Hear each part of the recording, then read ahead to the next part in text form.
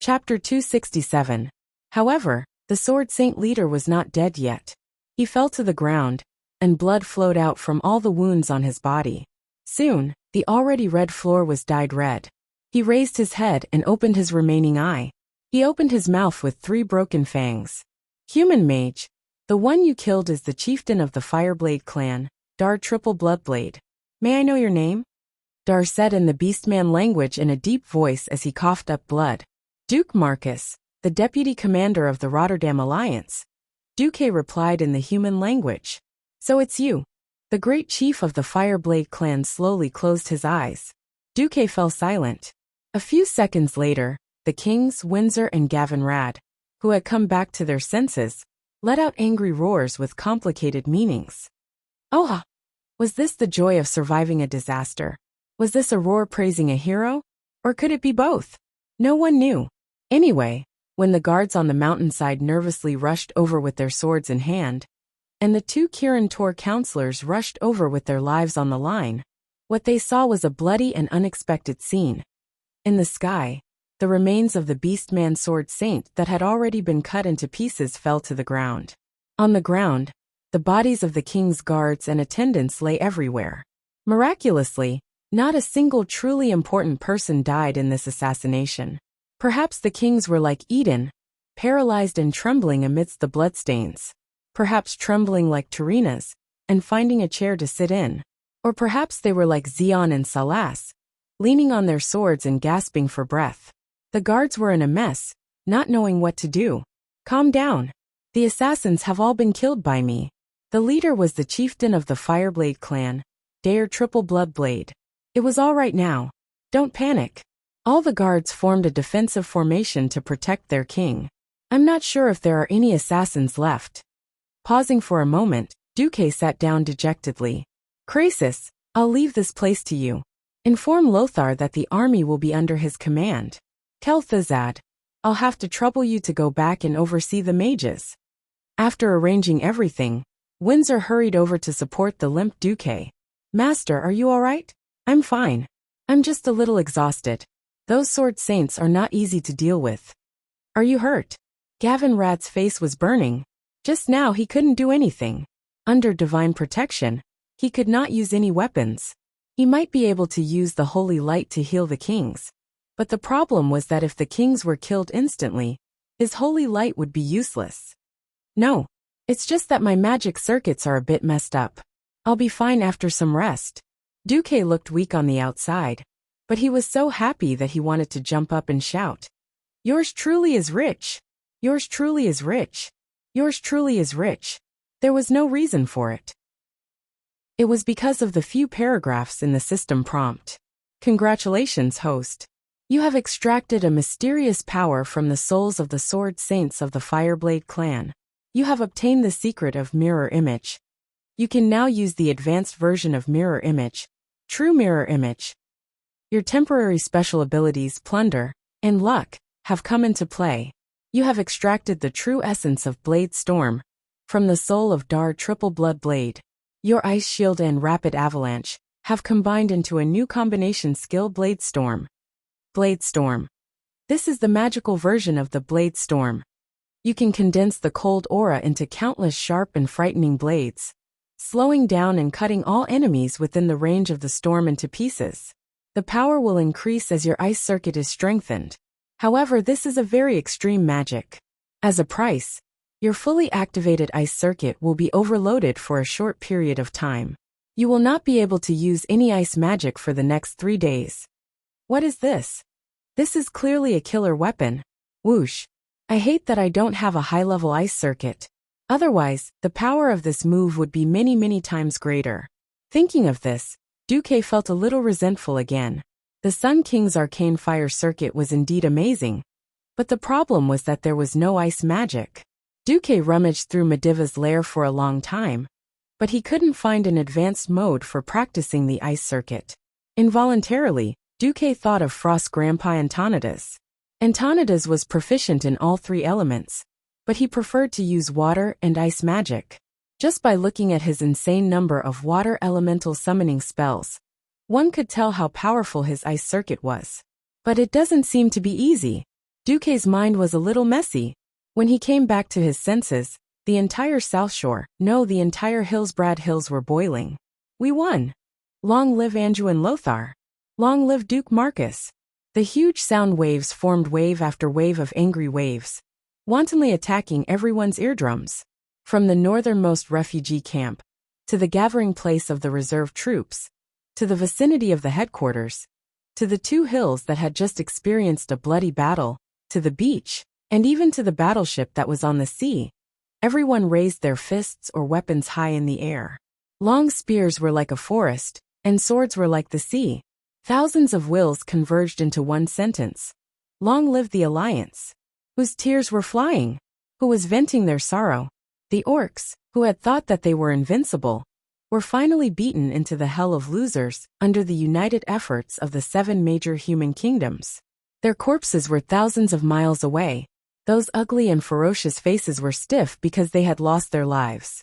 Those huge and frightening bodies covered the entire ground of South Shore, the entire beach, and half of the sea. The terrifying legend of the orcs' invincibility was shattered today, right here and now. Long live! The cheers of thousands of soldiers and civilians were like a tsunami, soaring into the sky. Long live! The loud cheers seemed to have brought the entire human world back to the past. Under the banner of Thoradin the Great, everyone was united, and they were invincible. The 4 human kings walked over, and this time, they did not shake hands but hugged. If not for Duque, they would have all died under the blades of the Fireblade clan, and their noble lives would have become the new legend of the Fireblade clan. Unfortunately, it was because there was no if that the alliance could continue. Old Tyrrhenus patted Duque's back and whispered, "I owe you one. If Stormwind is unable to restore your kingdom, come to me. I can lend you 100,000 soldiers. Wherever you conquer, that will be your territory. Thank you, Your Majesty Menethil. If that day really comes, I will ask you for this favor." Chapter 268. It had to be said that as the king of the largest human kingdom, Tyrrhenus was quite daring. He was far from the muddle-headed old man of his past life. Previously, he said that he would marry Princess Kalia to Duque, but in fact, he was just trying to get something out of it. Everyone knew that Princess Kalia had almost no chance of inheriting the throne, because it was passed down through the male line, and not the female line. Arthas was definitely the crown prince. The surrounding kingdoms of Lordaeron were all wary of Lordaeron swallowing them, so there was not much chance for their own crown prince to marry Kalia. Kalia's marriage depended on who could bring the most benefits to Lordaeron. Before this, Tyrrhenus and the other nobles of Lordaeron valued Karazhan, which was in Duque's hands. Unfortunately, Duque refused to take the bait, and instead looked like he was obsessed with Aurelia. Now Tyrrhenus decided not to mention Kalia anymore. He directly threw out a more important condition. To be honest, if not for the fact that he knew that Lordaeron was likely to die, Duque might have really agreed. Now it was better to take care of the tribe. If he did not defeat the orcs, all the land and status would be fake. The other 3 kings were naturally not as rich as Tyrrhenus. Of course, Duque had saved their lives, so they naturally knew how to behave. They all said that they would send gifts once they returned to the kingdom.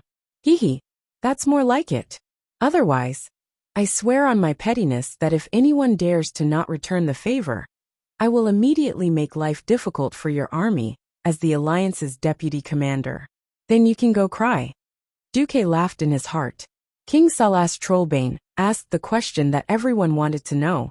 Deputy Commander, can I call you Duque? Of course, Uncle Salas. Duque smiled. Didn't you just killed?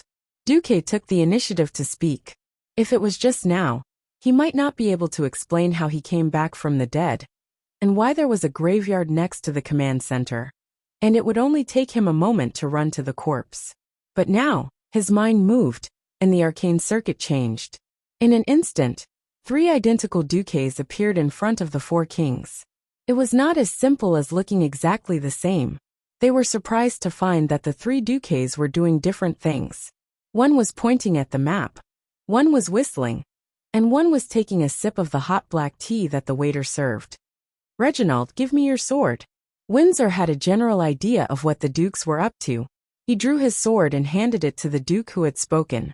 In the next second, that duke slashed the other two dukes with his sword.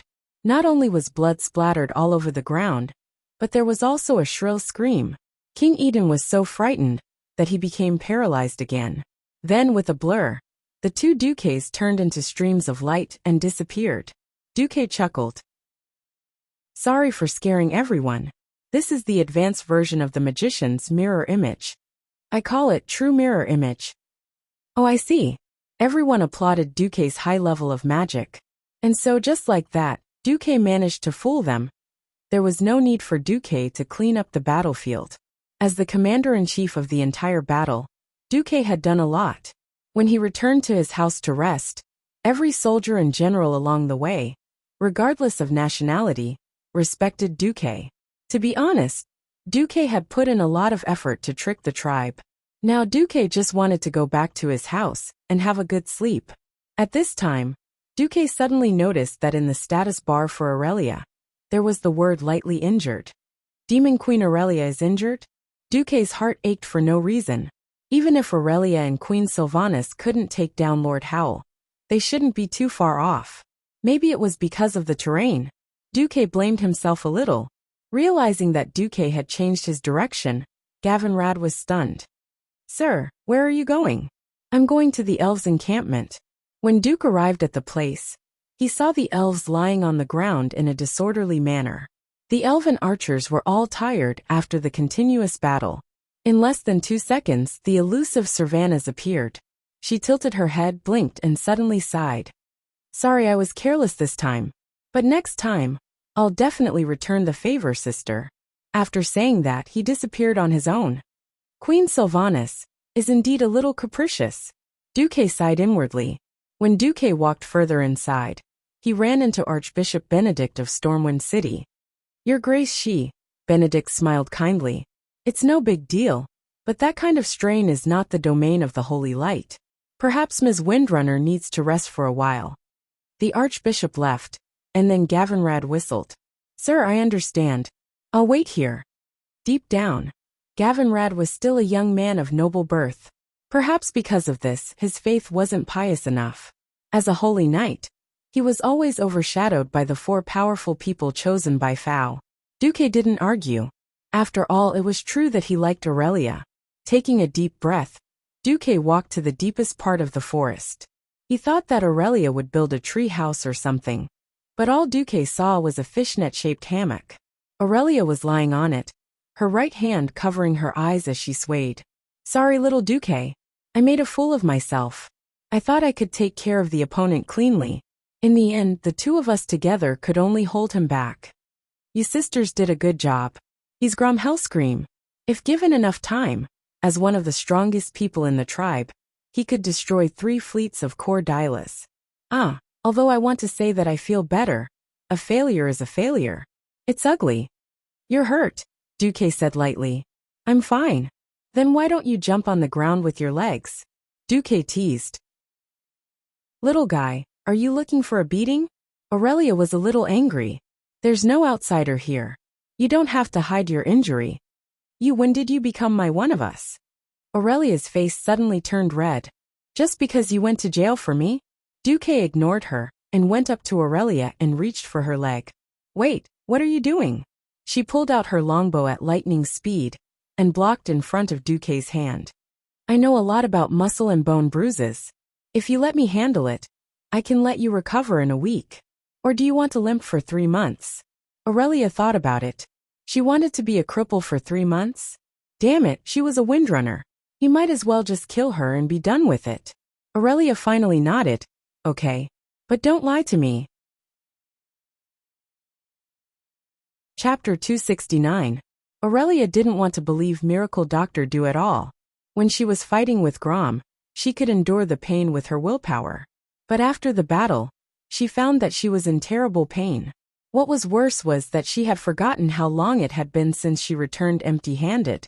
After fighting for so long, there wasn't a single decent prey. Those orcs killed on the beach were no different from rabbits on an outing to her. It was rare to see a decent one, but she couldn't take it down. As the heroine of the Troll War, and the eldest sister of the Windrunner family, Aurelia couldn't bear to see her fourth brother silently kill 3 figures. Hearing that the internal tribes wouldn't attack South Shore in the short term, Aurelia was prepared to go to Sada Bridge to kill. But the pain in her leg made her realize that if she went with her injury, she would probably kneel if she met someone as ruthless as Grom Hellscream. Unfortunately, the traditional healing skills of the High Elves and the holy light of humans couldn't do anything to her injury. As a last resort, she could only let Miracle Dr. Do try. Aurelia had already made up her mind. If Miracle Dr. Do was actually Quack Dr. Do, then she wouldn't care if he was the deputy chief of the Alliance or the Hand of God of South Shore. She would make his face feel the same pain as hers. For the time being, it seemed that Miracle Dr. Do was very professional. Without moving closer, Miracle Dr. Do asked, "Which part of your leg hurts, and how does it hurt?" Aurelia jumped down on one leg. Her posture was so light that it was almost impossible to tell that she was injured. But from the slight frown on her face, it could be seen that the Great Demon King was in a bit of pain. Sitting on a shiny rock, the Great Demon King stretched out her right leg and took off her knee-high boots, revealing a smooth and beautiful leg. Aurelia's leg shape was really beautiful. Unlike most High Elves' slender legs, her legs were slightly rounder than her brethren's. Perhaps in the eyes of many male compatriots, Servana's slender and straight legs were the pinnacle of orgasm. But as an old racer who had watched 10 terabytes of racing movies, Miracle Dr. Do thought that these legs were the best. This was what attracted Duque the most. Duque didn't pounce on her. Idiot. If he really did that, he would be instantly killed. Duque had no doubt about this. A minute later, Queen Shi, who was wandering outside the forest, suddenly pricked up her ears. She heard some bad noises. She wasn't sure at first, but her sister did a good job of disrupting the flow of the wind. In just a few seconds, the flow of the wind became chaotic. It was obvious that her elder sister had lost control of the wind. This was an extremely rare occurrence, which only proved one thing. Elder sister Aurelia had encountered something that made her confused. Not good. That bastard. Queen Sylvie's figure instantly disappeared on the spot. The closer they got to the small forest, the clearer the sound of the wind became. Ah no. Ouch. It hurts. Duque, you bastard. You lied to me? Queen Sylvie could recognize Aurelia's voice, even if she turned into ashes. No, only the first one was especially painful. I'll be ready in a minute. This was obviously the little bastard's voice. His soothing voice was full of bewitchment. Really? Really? Ah, bastard, it still hurts, stop. I'm going to kill you. I'm really going to kill you. Can't you be gentle? Then, I'll slow down. It's much better now. I knew it. Servanas couldn't bear it anymore. She instantly passed the paladin who was guarding outside the small forest, and rushed in like lightning. The short sword at her waist popped into her hand, revealing a fierce edge. Duque, you bastard. What did you do to my sister? Servanas regretted it a little as soon as she finished drinking. What came into view was a rather awkward scene. Aurelia was blushing and lying on a round stone, while Duque was holding Aurelia's right foot, and his right hand was pressing on her forefoot. Although their thighs were in a split position, it was a little, very ambiguous. At least their clothes were intact. Looking at Queen Servana's sword, Duque was dumbfounded. Aurelia reacted quickly and pointed at her calf. Sister, look, the bulge here is gone. Duque is actually. Now it was Servana's turn to blush. I made a mistake. I'm sorry. The next moment, her whole body turned into a green stream of light and instantly disappeared. Demon Queen Aurelia glared at Duque. Put down my foot. The treatment isn't over yet. If you let go now, your tendons will shrink back. Aurelia blushed and gritted her teeth. Hurry up. Yes, back to 3 minutes ago, Duque asked Aurelia where it hurt. My knee, and here. Aurelia pointed at her calf, where there was an obvious bulge. Duque was embarrassed. This, sister, you haven't tried it for so long. Cramps? Cramps? What is cramps? Demon Queen Aurelia, who had never been defeated in thousands of years, was as cute as a little girl at the moment. You've never tried it when you're exhausted and very tired, and then accidentally, The tendons here contracted violently and curled up into a ball. I've never tried it. I can kill hundreds of trolls without taking a breather. Duque was speechless. Then, Duque gently touched the demon queen's knee and asked her what she did when she got hurt. Duque was confident. Cruciate ligament strain and cramps. The rarest thing is that you didn't pull your tendons back after having cramps for so long. Cruciate ligament strain. Before Duque traveled to this world, many soccer players suffered from this kind of injury.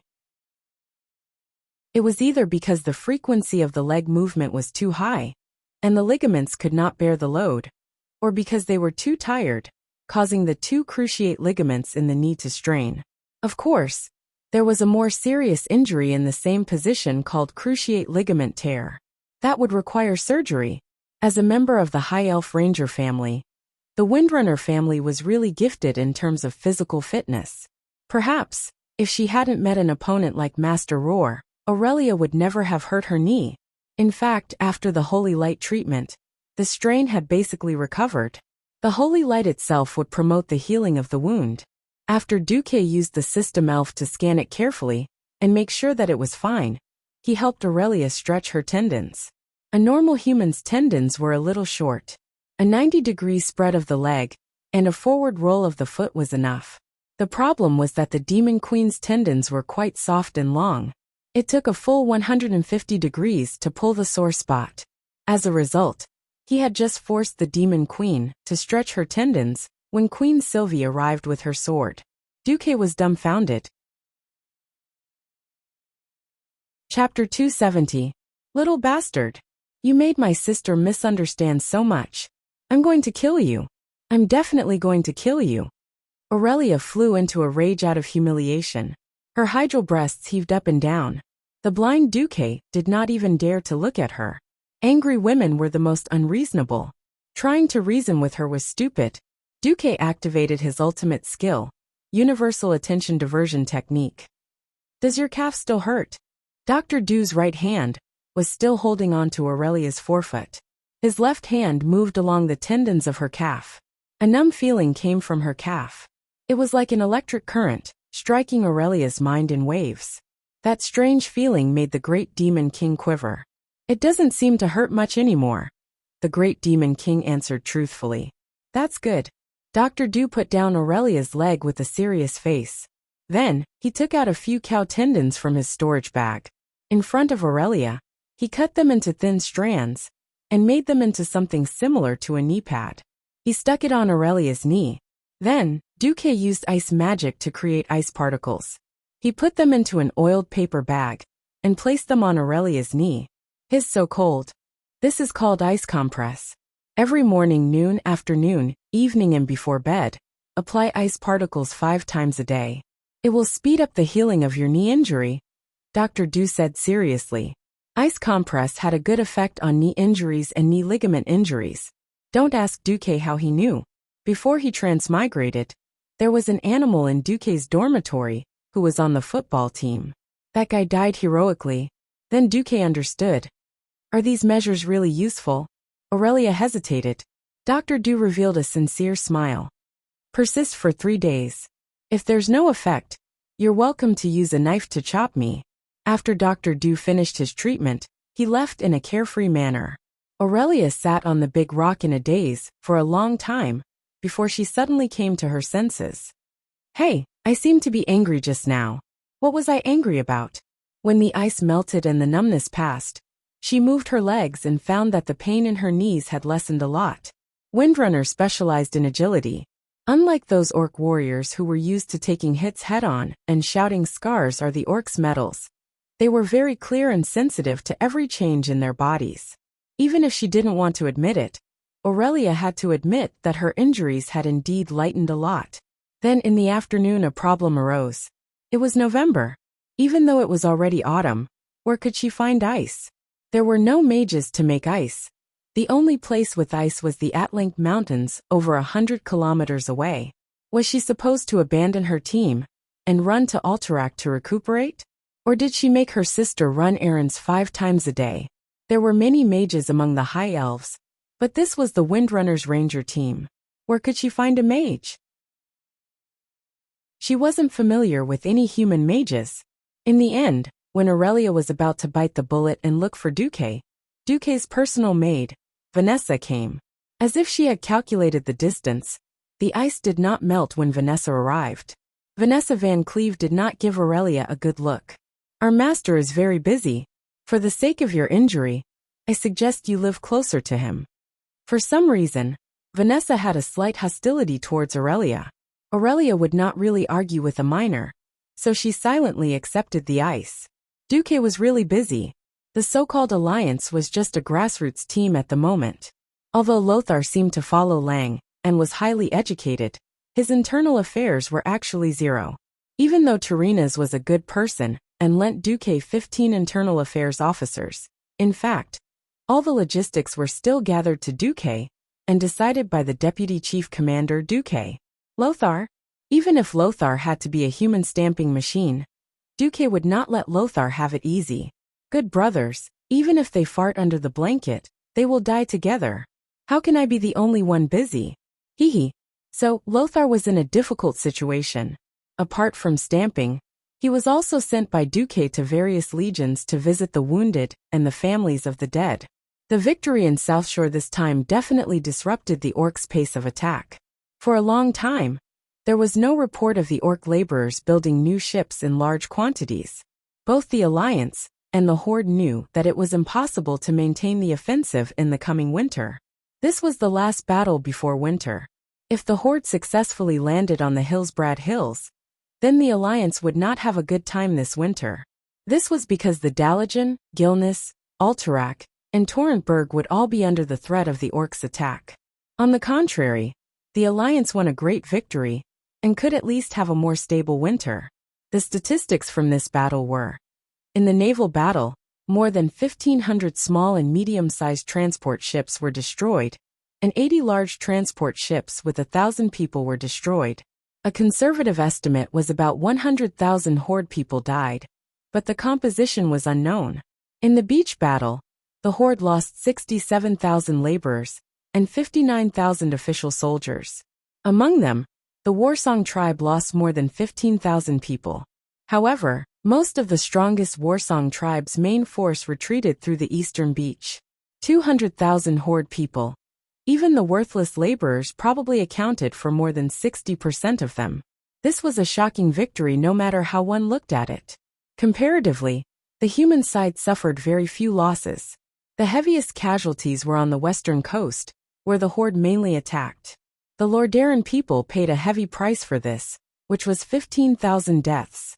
The eastern hill of the Stormwind Kingdom was much better, but 7,000 people had died in battle.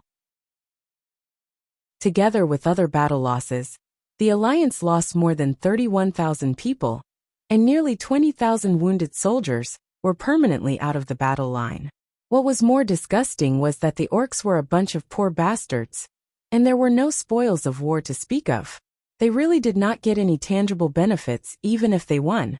When Duque was disposing of the corpses, he ordered them to be pushed into the sea, so that the Murlocs, who had also lost a lot but had no fear of meat, could have a good meal.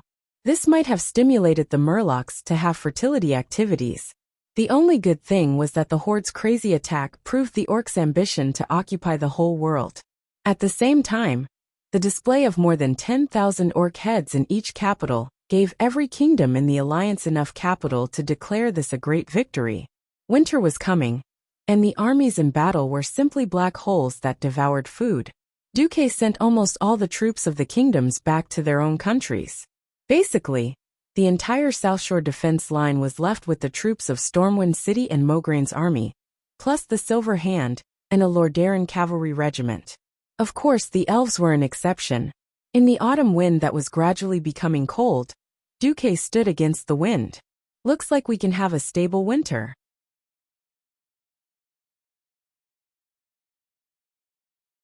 Chapter 271.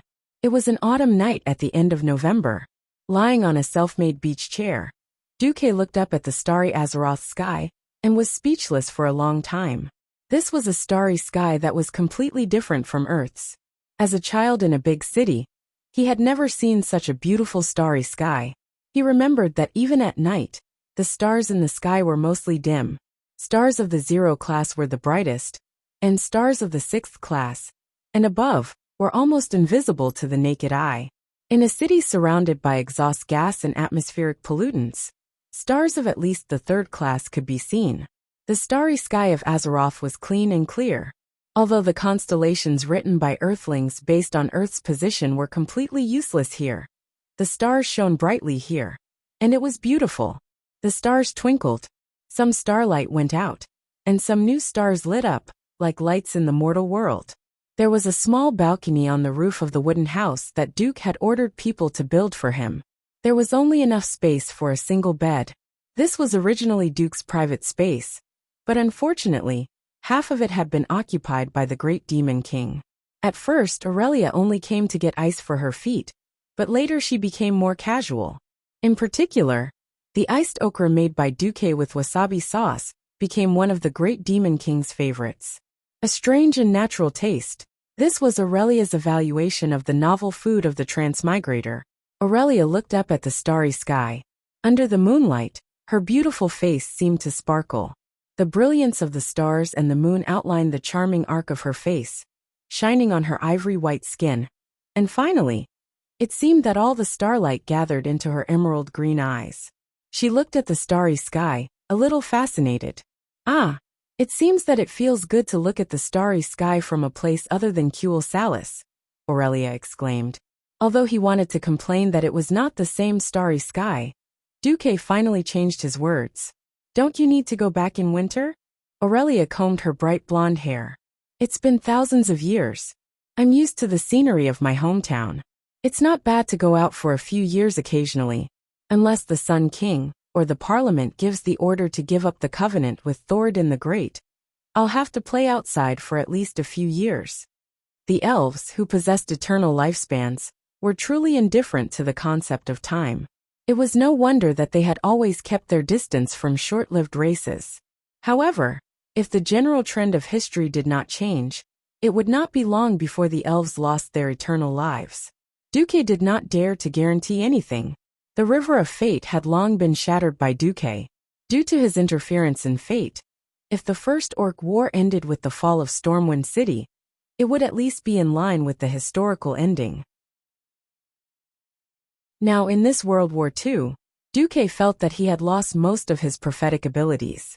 Even though he had threatened the Bear of Family, that the Horde would land from the hinterlands, the Bear of Family did not believe him. In fact, it was almost impossible to do. This meant that the tribe's transport fleet had to pass through the narrow strait between the northern and southern continents. After all, this strait was over 100 meters high, and under Duke's strong suggestion, King Salas had already ordered the engineers of Fort Riptide to build a new batch of catapults along the cliffs on the north side of the strait. The new militia would be in charge of monitoring the entire strait. As long as the tribe's transport ships dared to pass, Duque was willing to bet that the entire tribe's fleet would sink in the strait, blocking the strait. The scene would be spectacular. It was the same for the coast of the Hillsbrad Hills. Previously, Duque was just bullying the enemy, but not now. Before the last bunch of ripe wheat was harvested in the Hillsbrad Hills, Duque had already mobilized the idle people of Stormwind City to start building forts along the entire coastline. The kingdom will not be able to recover in the next 2 to 3 years. In order to ensure the safety of our temporary residents, please do your best to help.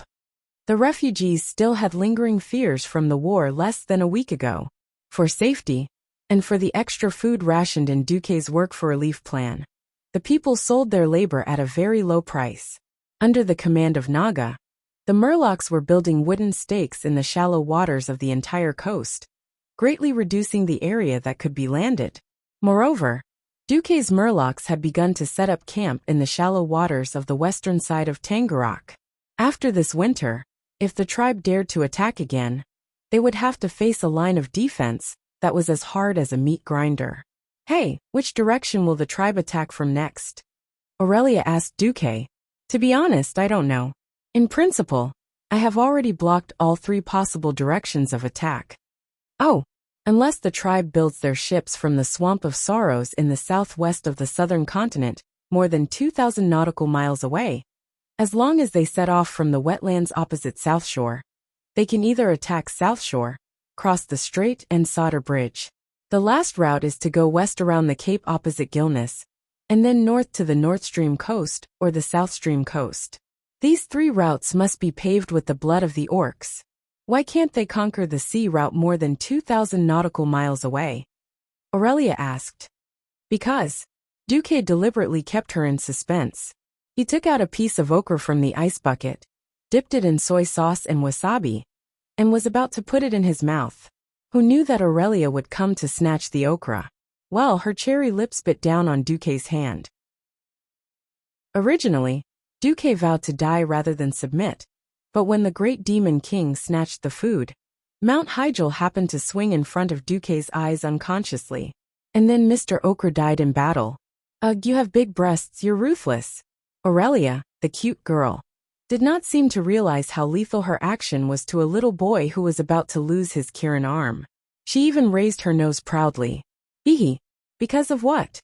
Because there's a giant whirlpool in the west of the southern continent. Not to mention the orc ships. Even the ships of Kul Tiras would have sunk. Duke was a little stunned as he answered. Does that mean that the Horde can't even find a place to land? If the Horde doesn't mind setting off from the Gulf of Paladin in the wetlands, and being bled all the way to the South Stream coast, they can still land. But how effective it will be is another matter. Duque had completely lost his foresight on how the Horde would land. In the original history, the Horde landed on a large scale and succeeded in one go. They mobilized Lothar's army in the Hillsbrad Hills. Lothar was forced to fight a field battle with the Horde. The result was a draw. Orgrim led the Horde's army to the hinterlands in the northeast, and then went all the way to the High Elves in the north. Now it was time to see what Orgrim would do.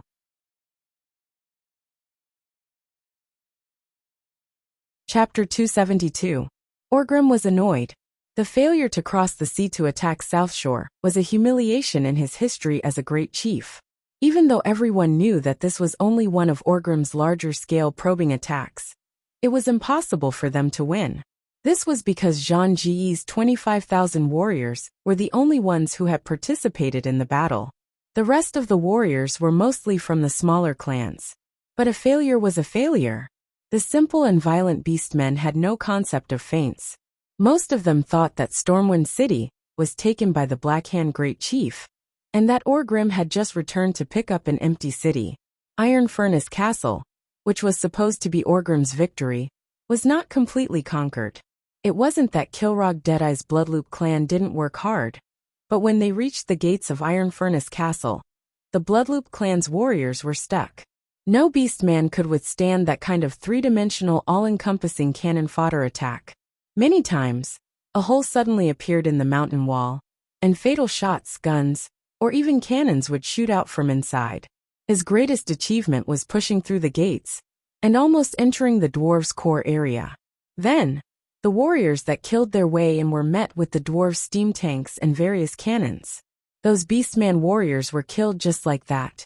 This had nothing to do with courage, it was purely a matter of battle philosophy. Just now news came that Orgrim had failed again.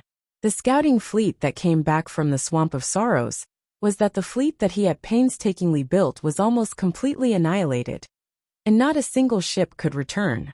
From the shore to the deepest part of the sea, a huge whirlpool that spanned the entire area, Orgrim felt that the beastman's luck had run out, even though he didn't really believe it. In the past, he might have been able to recite the blessings of his ancestors. However, after almost all the orc shamans abandoned their traditions and changed from shaman to warlock, he had never heard of any warlock who could still sense the call of Mother Earth. What Orgrim had to face was that winter was coming. Before the end of this winter, he might not be able to organize a proper battle across the sea. Wetlands, as the name suggested, was an area formed by a large number of swamps and shallow puddles. Spending the winter here was a nightmare. Beastmen were hardworking, but given a choice, no one would be willing to spend the winter in such a wet and cold place. Not long after Orgrim became the Great Chief, his reputation started to show. He did not have enough confidence to subdue those hot-tempered chiefs. Moreover, the requirements seemed so reasonable. We are willing to fight to the death for our tribe. But at least give us a peaceful winter. No clan would choose to start a war in winter, unless it was a disaster that would wipe out the entire clan. We have conquered an entire continent. The warriors of the tribe are very tired, and winter is the season to produce the next generation of warriors. I can't oppose this tradition. What are the orcs doing in the winter? As long as there was enough food, the beastmen would roast themselves over a fire, eat the food that had been stored, and carry the female beastmen to give birth to the little beastmen. This was a tradition that had been passed down for tens of thousands of years. Orgrim reluctantly agreed to withdraw the army to the south, to the more comfortable Lochmoden area. In order to appease his Blackrock tribe, he even moved most of them back to the Elven Forest.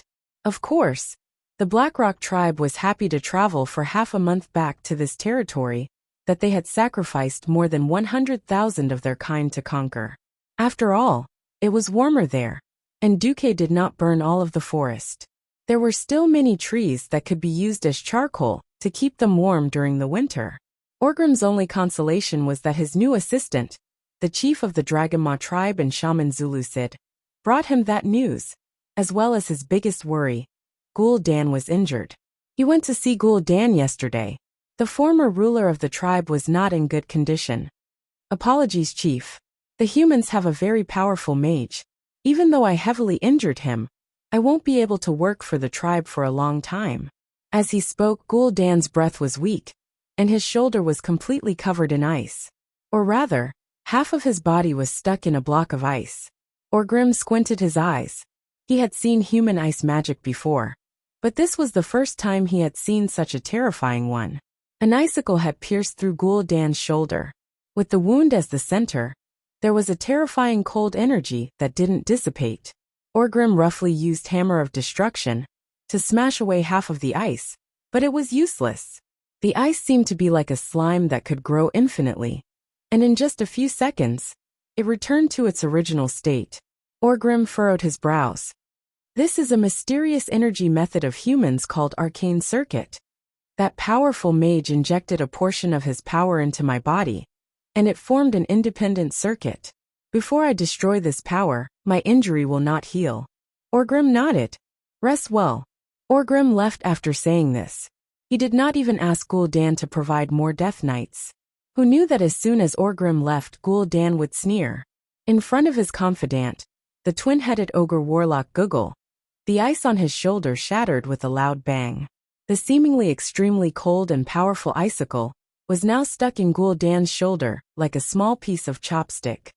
Orgrim, you fool who doesn't know what power is. Very well, go back to your war. I still have other things to do. Because of your relief, I will have more freedom to focus on these things. I will continue to play the role of a loyal warlock who was wounded for the glory of the tribe. But I swear, this will not be forever. Soon I will get what I seek, and then you and the tribe will disappear from my sight forever. I will set up a new force to replace you, a force that is only loyal to me, and then I will transform the world according to my plan. Ha ha ha ha. Gul'dan laughed wildly. His laughter greatly encouraged the remaining warlocks of the Shadow Council. After Orgrim left, he went straight to the Dragon's Roar tribe's encampment with his guards. Next to the Patriarch's tent, Orgrim saw a thin and wrinkled old beast man. But there was still a pair of sharp brownish-red eyes under his gray and tattered braid. Zuluhid! Orgrim shouted. The old beastman shaman looked towards the source of the voice, and found that it was the great tribal chief calling his name. He immediately stood up and pushed away the wine glass and large plate placed in front of him.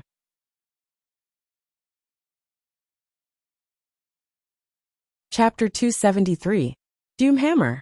Unlike Gul'dan's humility, Zulud didn't bow, and Orgrim didn't mind either. After all, Zulud was a tribal chief, the leader of the Dragonmaw tribe. He was also a shaman, the only shaman who accompanied his tribe after coming to this world. Furthermore, Orgrim felt more comfortable talking to a typical beastman like him. It was because of the shaman's strange prophecy, or rather, the things he could provide that Orgrim was very interested in. How's that going? Doomhammer didn't bother with pleasantries, and directly took the wine cup Zulud handed over. The wine inside was very good, and the human blood that flowed into the cup made it even more delicious. It's done, Great Chief. Zulud opened his smelly mouth and let out a smile that seemed like a declaration of victory. Take me to see it. Now. Immediately.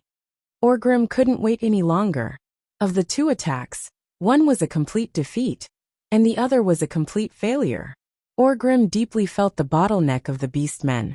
As the most knowledgeable beastman, and also the one with the highest position, Orgrim knew that the era of the beastmen conquering the world was over.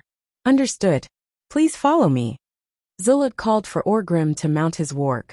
Not long after, they arrived at the southeast side of the wetlands. This place was called Grimbader, as the dwarves called it. It used to be a dwarven stronghold, but now it belonged to the Dragonmaw tribe. While the rooms in the dwarven stronghold were large enough for the dwarves, it wasn't friendly to most of the beastmen. Zulud had most of his tribesmen, who had nothing better to do, expand this place. The stronghold was well equipped, and it was built inside the mountains, making it easy to defend. This was very important, because there was a killing machine here that could break through the damned defenses of the humans. Zulud brought the Great Chief and his guards deeper into the stronghold, and finally arrived in front of a large iron gate. One could imagine that behind the gate was a vast underground hall. What's inside? You told me a few weeks ago that you sensed an incomparably powerful mysterious force that could change the entire situation. Is this thing inside now? Yes, my great chieftain. I hope the thing inside has that value. Do you know?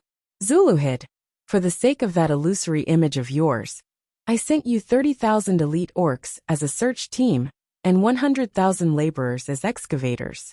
If it weren't for you, I would have gone all out to attack South Shore. Now, if you disappoint me, I don't mind showing you the wrath of the Great Chief. Orgrim raised the hammer of destruction in his hand and made a threatening declaration. You won't be disappointed, Great Chief. Zulu had wrinkled his nose and revealed a rough smile. At this moment, one of Orgrim's guards tried to touch the handle of the gate. Wait!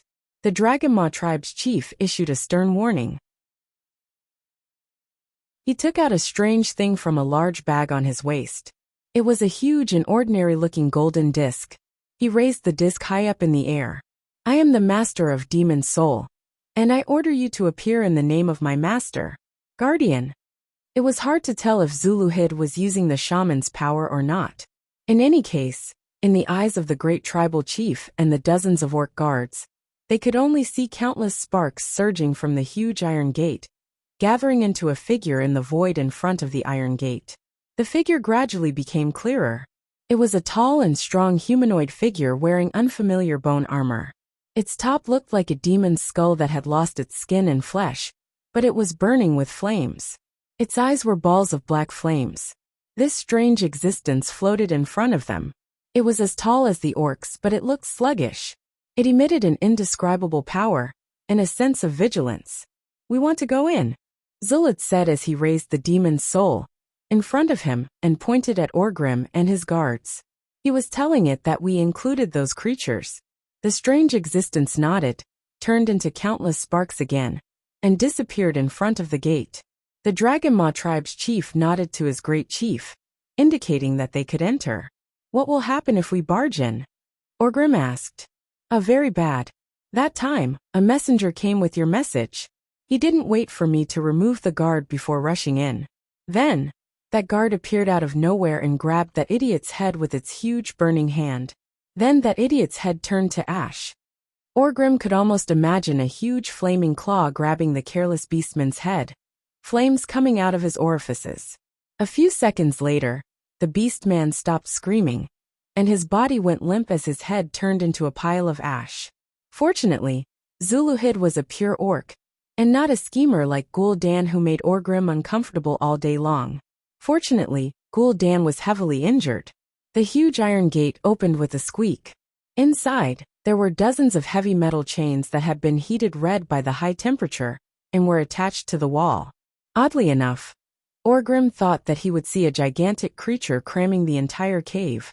In the end, at the end of the magical chain that got thinner and thinner, as it got closer to the center of the room, was a human female.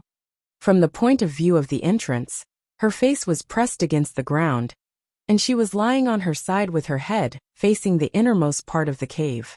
She was wearing a crimson-red gauntlet and leggings with golden edges, and a sexy bikini battle armor. As a woman, she was very beautiful. She had a head of fiery red hair, and a body that was incomparably seductive in the eyes of humans. He didn't know if it was because of comfort or despair, but Orgrim could clearly feel that she was actually awake, but she was lying there just like that. Orgrim was enraged. He pointed at the plump breasts and slender waist with his thick finger, and cursed at Zuluhid. "You idiot! You're attracted by these shriveled breasts and slender waist. Bastard! I don't care which human queen or princess she is. Zuluhid, you're dead." At this moment, Zuluhid smiled mysteriously and knocked on the disc in his hand. In the next moment, the seemingly human woman and the chain rapidly grew in size together. A few seconds later, Orgrim recovered from his shock. "Ha ha ha. Well done, Zuluhid."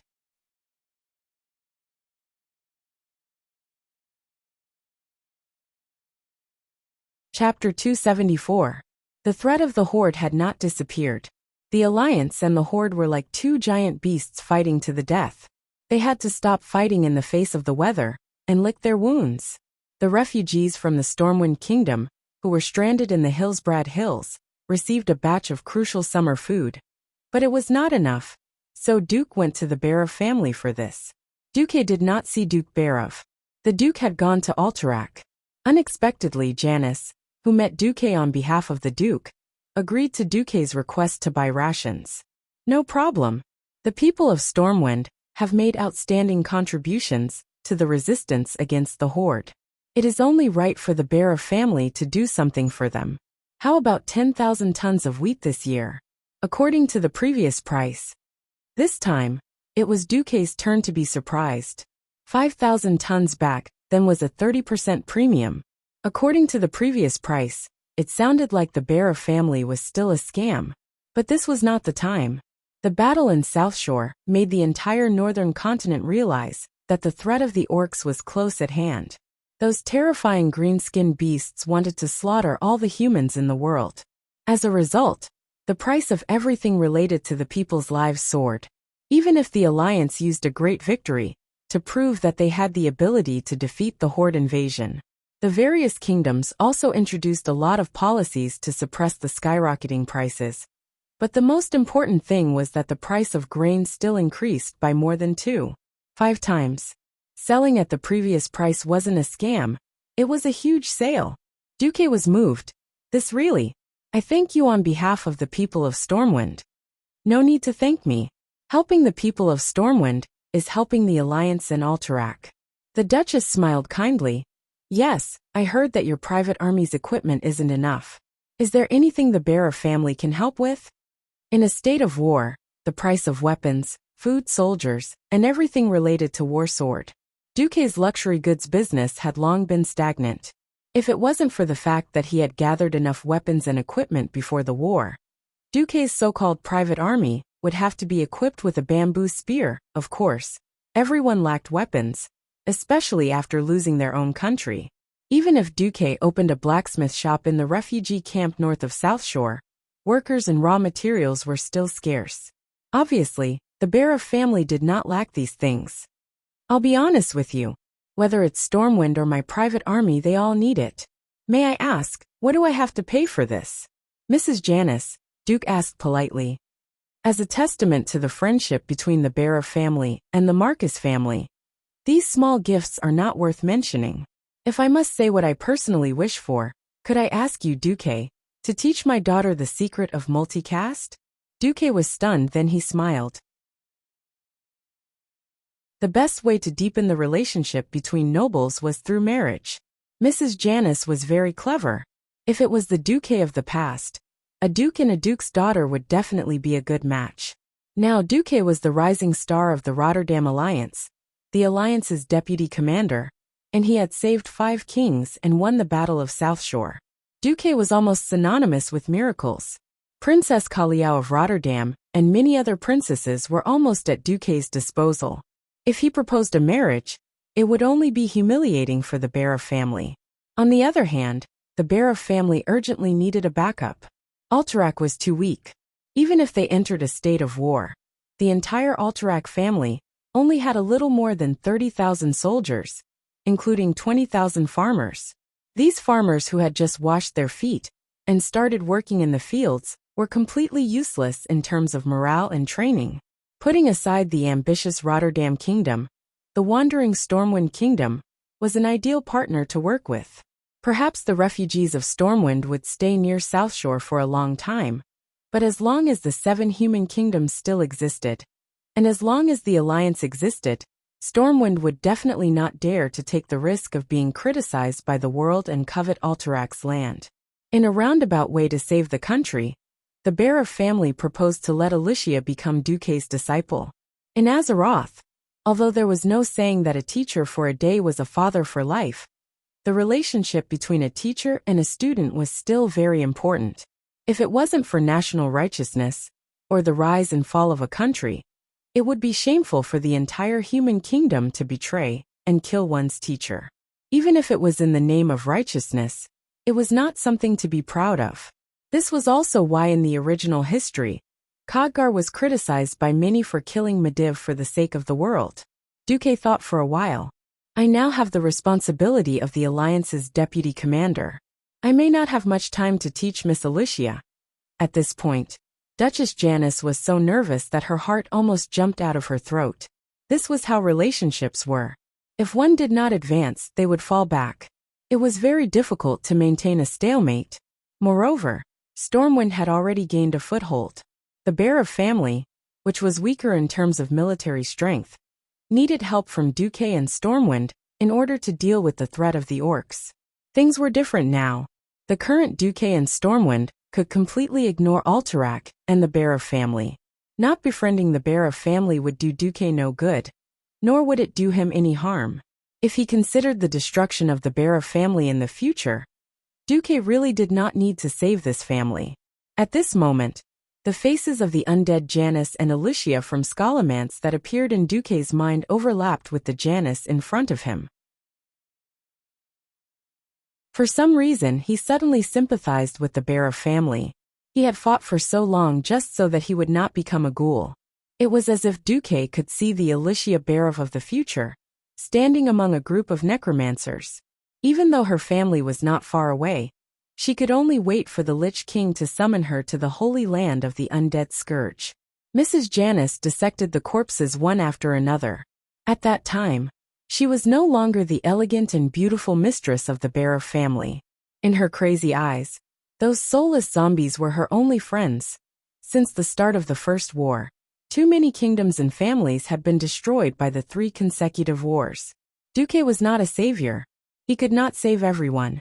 However, since this tragedy was happening right in front of his eyes, he might as well save them. Thinking of this, Duque changed the topic.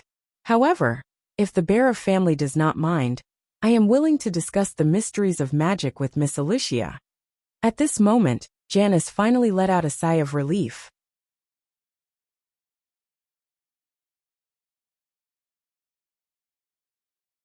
Chapter 275. For Duque, it was just a convenience, but for the Bear family, it had a completely different meaning. As if seeing through what Duque wanted the most, after confirming their close alliance, Lady Janice threw out her ultimate trump card.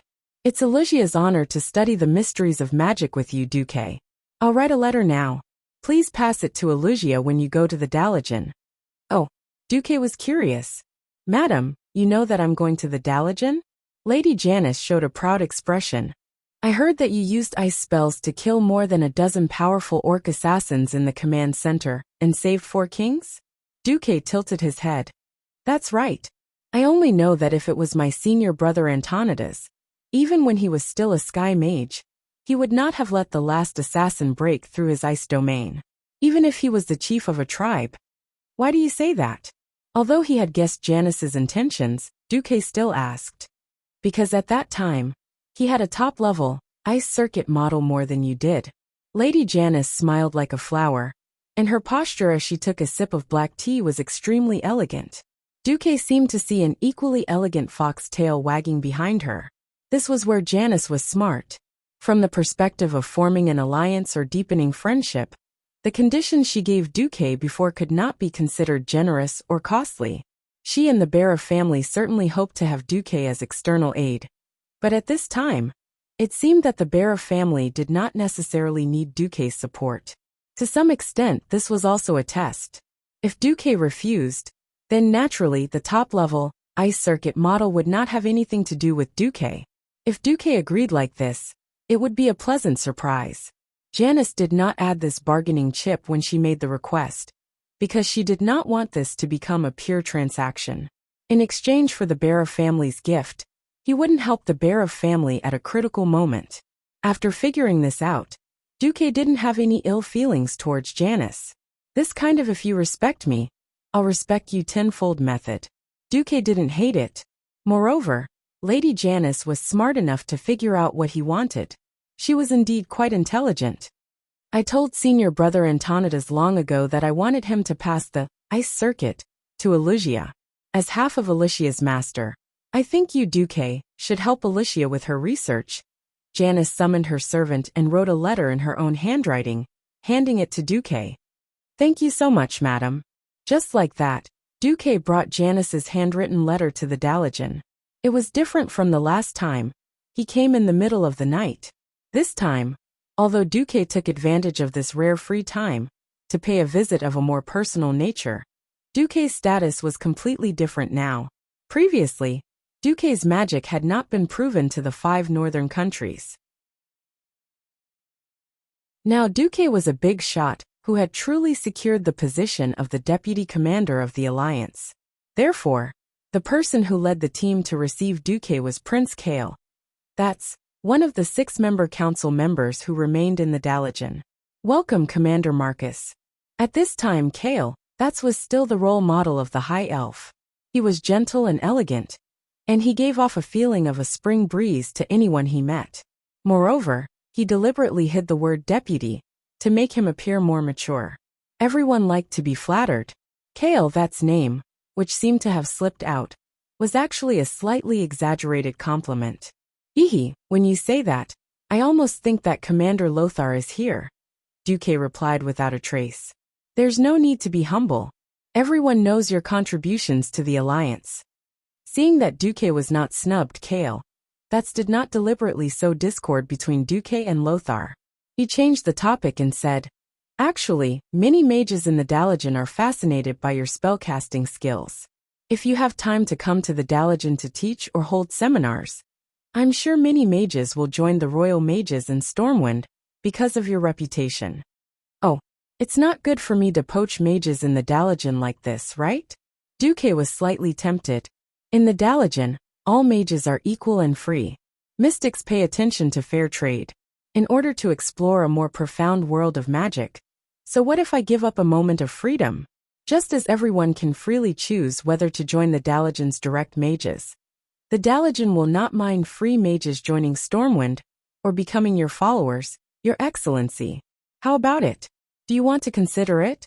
If Kale, that's flattery at the beginning had gone too far, then this time Kale, that's proposal could be said to be a tailor-made and wonderful proposal. It immediately touched Duque's heart. Abducting mages for free. He did not need to cultivate them himself. He could just take away a semi-finished product and train them himself for a year and a half. When the time came, even if they were not flashy enough, they could still be scary. Duque was really tempted. This time, Duque was sincerely grateful to Kale. Kai. Sorry Kale, thank you very much.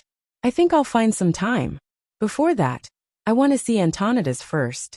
Please follow me. Kale, finally confirmed that he had redeemed the little bit of unhappiness at the beginning and had successfully gained Duque's favor. It was reasonable to say that as the Prince of the High Elves, Kale, could completely ignore Duque on the surface. But one should not forget why Kale, had come to the Daligen to study, and then stayed for so many years. He could not return to Kuel Salis, even though he was about to go moldy. The story behind this was the power struggle between his father, the Sun King, and the Silvermoon Council. Having seen the customs of the two worlds, Kale that's had long become extremely mature. In particular, there was no harm in having a good relationship with Duque, the powerful deputy commander of the Alliance. Moreover, he and Duque also had a strange sense of closeness. It was a kind of closeness that seemed to come from the same source. Walking on the streets of the Dalajan, Duque felt very strange. This was a Dalajan that had not been destroyed, although it was not as wonderful as the Dalajan that floated in the air in the future, and was known as the City in the Sky. Now this Dalajan was even bigger and more historical. This wonderful city located south of Lake Lordimir was a combination of wisdom, power, grandeur, beauty, art and mystery. It was the brightest pearl of the entire continent, and even the entire world. Once, almost all the human mages in the world studied the magic they learned from the high elves here. And the mysterious and elegant white towers all over the city showed the wisdom, ambition, status and power of the mages. If Duque had not inherited Karazhan, perhaps Duque would have considered building a mage tower here. As Kale that's led the way, he introduced everything here to Duque. At this moment, a very beautiful blonde girl came in front of Duque. "Hello, Your Excellency Sky Mage Duke Marcus. I am Jaina Proudmoore."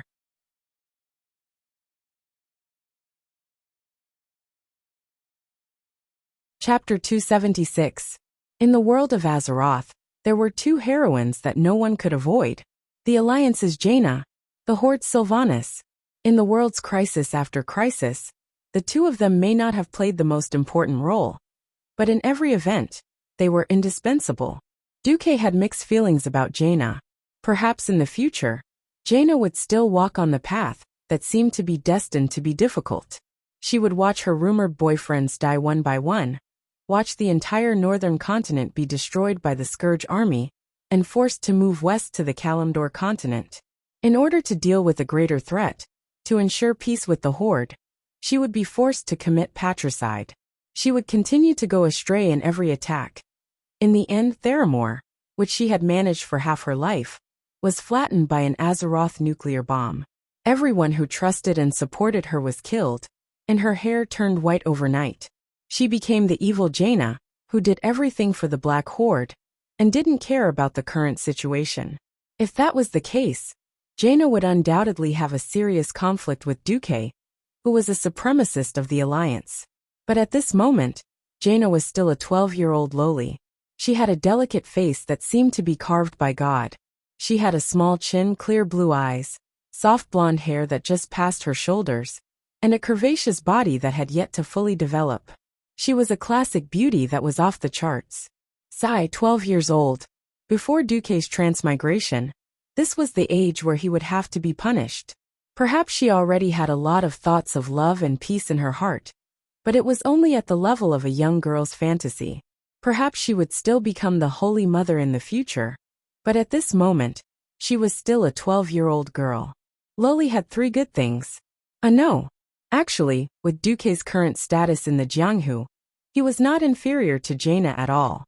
In other words, if Duque wanted to, he could totally adopt Jaina, change her name to Ailey, and teach her what it meant to be an Onababa.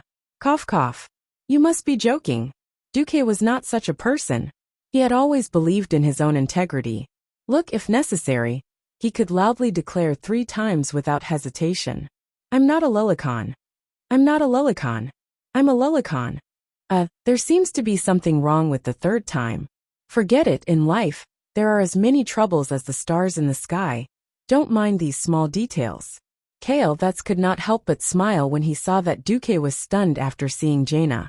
He suddenly remembered that the all-powerful deputy commander of the Alliance, who had killed more than 200,000 orcs twice, was actually just a 15-year-old boy. Miss Jaina is indeed the masterpiece of the gods. She is one of the 2 most beautiful girls in Dalaran. Jaina's face immediately turned red when she heard Kale, that's, who was handsome and didn't show any signs of being corrupted at all. Kale's that is. Kale. Kale. Was. Looking at her beautiful face, Duke suddenly understood why Arthas and Kale, that's were infatuated with Jaina. Duke smiled and nodded slightly.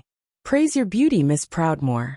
Although I would like to use magic to show my respect to you, this is Dalajan. I'd better not embarrass myself in front of everyone. Jaina was a little disappointed after hearing Duque's words. Everyone knew about Duque's impressive achievements, but Duque was not famous for his status and achievements. Instead, he was famous for his gorgeous magic tricks to please beautiful women. In Lordaeron, Duke used a beautiful rose of ice and fire to praise Princess Kaliaminethil of Lordaeron. In Southshore, Duque had used an illusory ice crystal rainbow divine song, Ode to Joy, to promote Aurelia Windrunner's beauty to the point that almost everyone in the Alliance knew. Men worshipped Hero's invincible and unparalleled achievements. Women, on the other hand, loved Hero's gorgeous tricks. Duque did not know that there was a widely acknowledged saying among the upper-class ladies. Only those who had been praised by Duque with the most dazzling magic were truly stunning beauties. Firstly, she was quite confident in her beauty. Secondly, Jaina wanted to see what kind of hero this man, who had been repeatedly recruited by her father, and almost became Kurtira's horse, was. Now that Duque had refused to help, Jaina's disappointment could be imagined. Unexpectedly, Kaizi started to make a fuss. Duque, that's not very kind of you, is it? I also know that Her Highness Kalia and Lady Aurelia are rare beauties in the world. Could it be that our Dalajan Princess Jaina is not as beautiful as them? Kale that's put his hands on his hips, looking as if he was going to stand up for his Dalajan. This made it difficult for Duque to step down. Duque smiled bitterly. In the ordinary areas of the Dalajan, isn't it not allowed to cast spells casually? Kale that's gently stroked his shoulder. I guarantee it with my identity. Damn it, I almost forgot that Kaizi is a member of the Kirin Tor 6-member council. Jaina did not speak, but she stared at Duque with her starry eyes full of anticipation. This was like chasing an old sow up a tree, and then playing dumb pig jumping. Duque hated being forced, so he had an unspeakable evil purpose. Duque raised his hand. All right, for Lady Jaina's beauty. Under Jaina's expectant gaze, Kale, that's and the other curious onlookers. And under the gaze of Duque's guard, Gavin Rad, and his maid Vanessa, Duque made his move. The immature ice circuit circulated, but with the help of the system, Duque created the most perfect fantasy effect. A huge ice crystal box appeared around Jaina. To be precise, it was this beautiful, almost transparent ice crystal box that contained Jaina. A box made of ice. Many Dalajan Morning Star mages could do it. What they couldn't do was obviously the incomparably intricate composition of the sound tube, soundboard, gears, springs, dampers, and other components inside. Although Kale that's immediately sensed that the composition of this big box was incomparably complicated. As a magical genius and mechanical idiot, Kale that's would never have guessed that it was a music box. 2 hands of magic gently twisted the springs on the big box. 2 beautiful ice crystal sculptures on the box began to spin and dance, 1 male and 1 female. The simple rotation was accompanied by a dazzling stream of light, and the foreign music that sounded from the music box easily evoked Jaina's beautiful memories of the past. She even felt a little nostalgic, and fell into a dreamy imagination. No one thought that Duque could actually solidify abstract music into tangible magical artwork. It was simply a miracle. The sound made Jaina intoxicated. Well, if this music score could be composed with lyrics, it would be, "Ignore me, I'm a peddler. It's only natural for me to be worn down."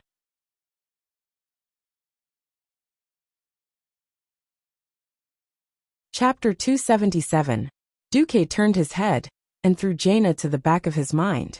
There were many people and many things that could not be touched at this time. Just like Kel'Thuzad, when he saw this sinister guy, Duque wanted to cover his head and smash it with a brick. Finally, he could destroy his soul so that he could not even be a lich in the future. Unfortunately, he could not. He was one of the 6 members of the Kirin Tor Parliament.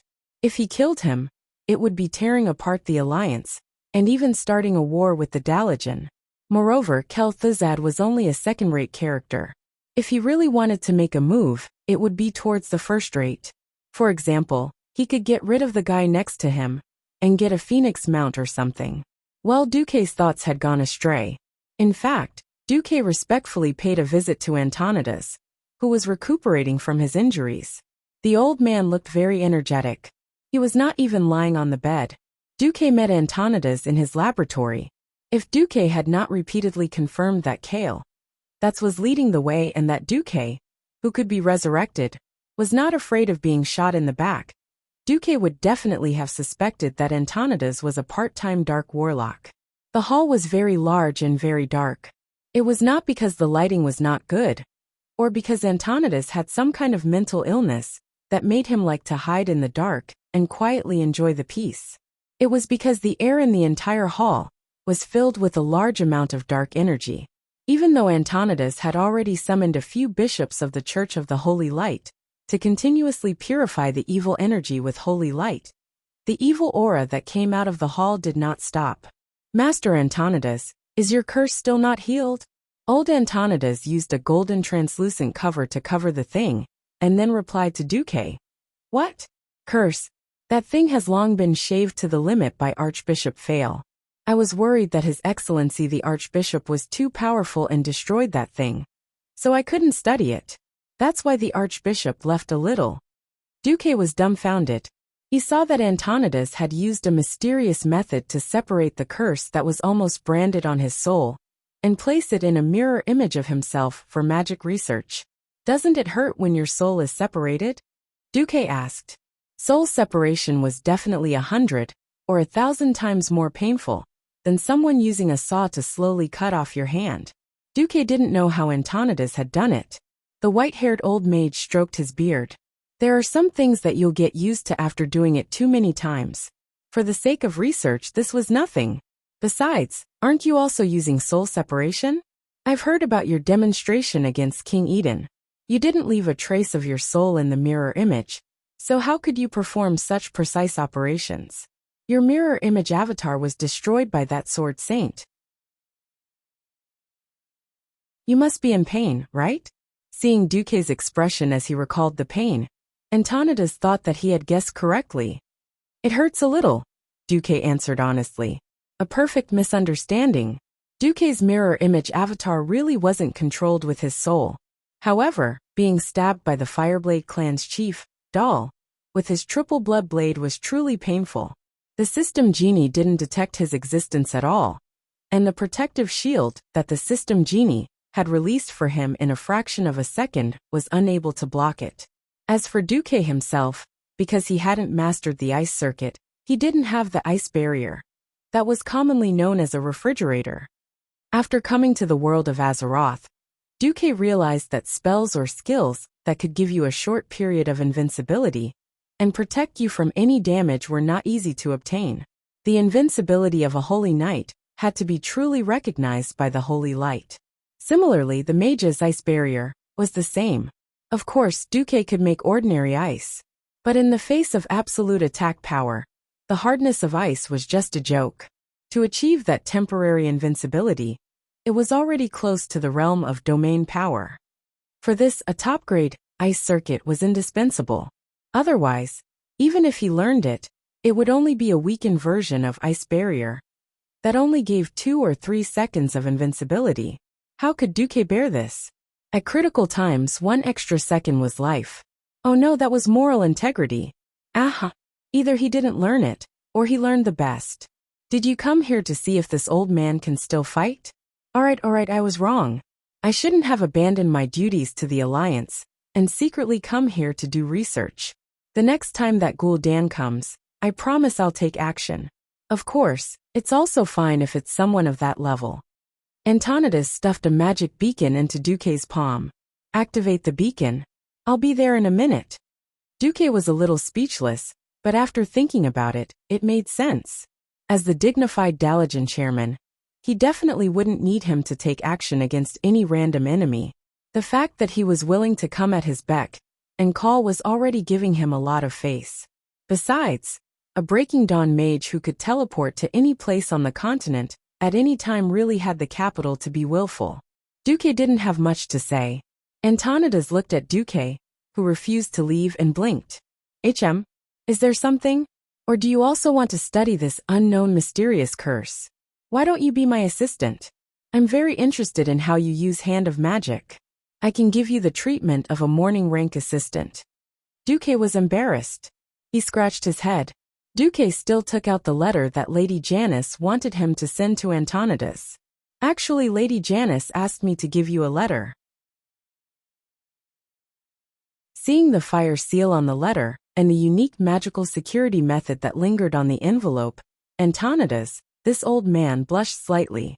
He took the envelope with both hands, opened it impatiently, and then, the old man's face collapsed. It was an expression of laughter and anger.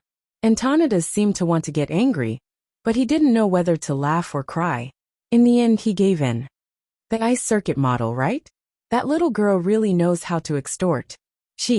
Alright, it's my fault. This reason barely makes sense. Alright, here you go. Antonidas waved his right index finger over his temple. Duque suddenly saw a series of mysterious, ice-blue magic runes appear on his temple. The continuous runes formed a small ribbon that wrapped around Antonidas' index and middle fingers. Antonidas then handed this rune ribbon to Duque. When Duque once again saw that familiar yet strange three-dimensional magic model enter his mind, Duque was so excited that he almost kissed Antonidas. System notification. Congratulations, host. You have obtained the Breaking Dawn Magic Circuit model, Ice Crown. This is a magic circuit model that Breaking Dawn Archmage Antonidas has continuously modified and optimized for 30 years. After comparing it with the Nastrian Sunstrider's Arcane Fire Circuit, the circuit has no flaws. The circuit model is rated as S perfect. It can increase the ability of the ice magic circuit by 108 times or more. It is recommended to practice it immediately.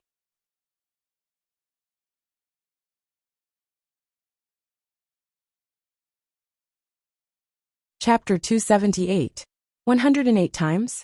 It sounded exaggerated, but in fact, it was because the ice circuit that Duque had created himself was too lousy. The magic model that he had casually found in Karazhan's library was definitely something that Duque had no choice but to do. Fortunately, rebuilding the magic circuit was not as troublesome as cultivating meridians like in the wuxia novels that Duque had read before he transmigrated. Although the magic circuit was an important source of magic power for mages to cast spells, the magic circuit could be modified or even transplanted. The ice circuit was a bit like installing an air conditioner in the body. To put it simply, as long as there was a channel to continuously transport the heat away from the body, the effect of cooling could be achieved. To make it more complicated, all sorts of things were needed, such as filtering the air that was sucked into the air conditioner, mixing it with the fresh air outside, cooling it down, and then transporting it back to the place where it was needed. The same was true for the top-notch ice circuit. Compared to the ordinary ice circuit, the Crown of Ice was undoubtedly much better.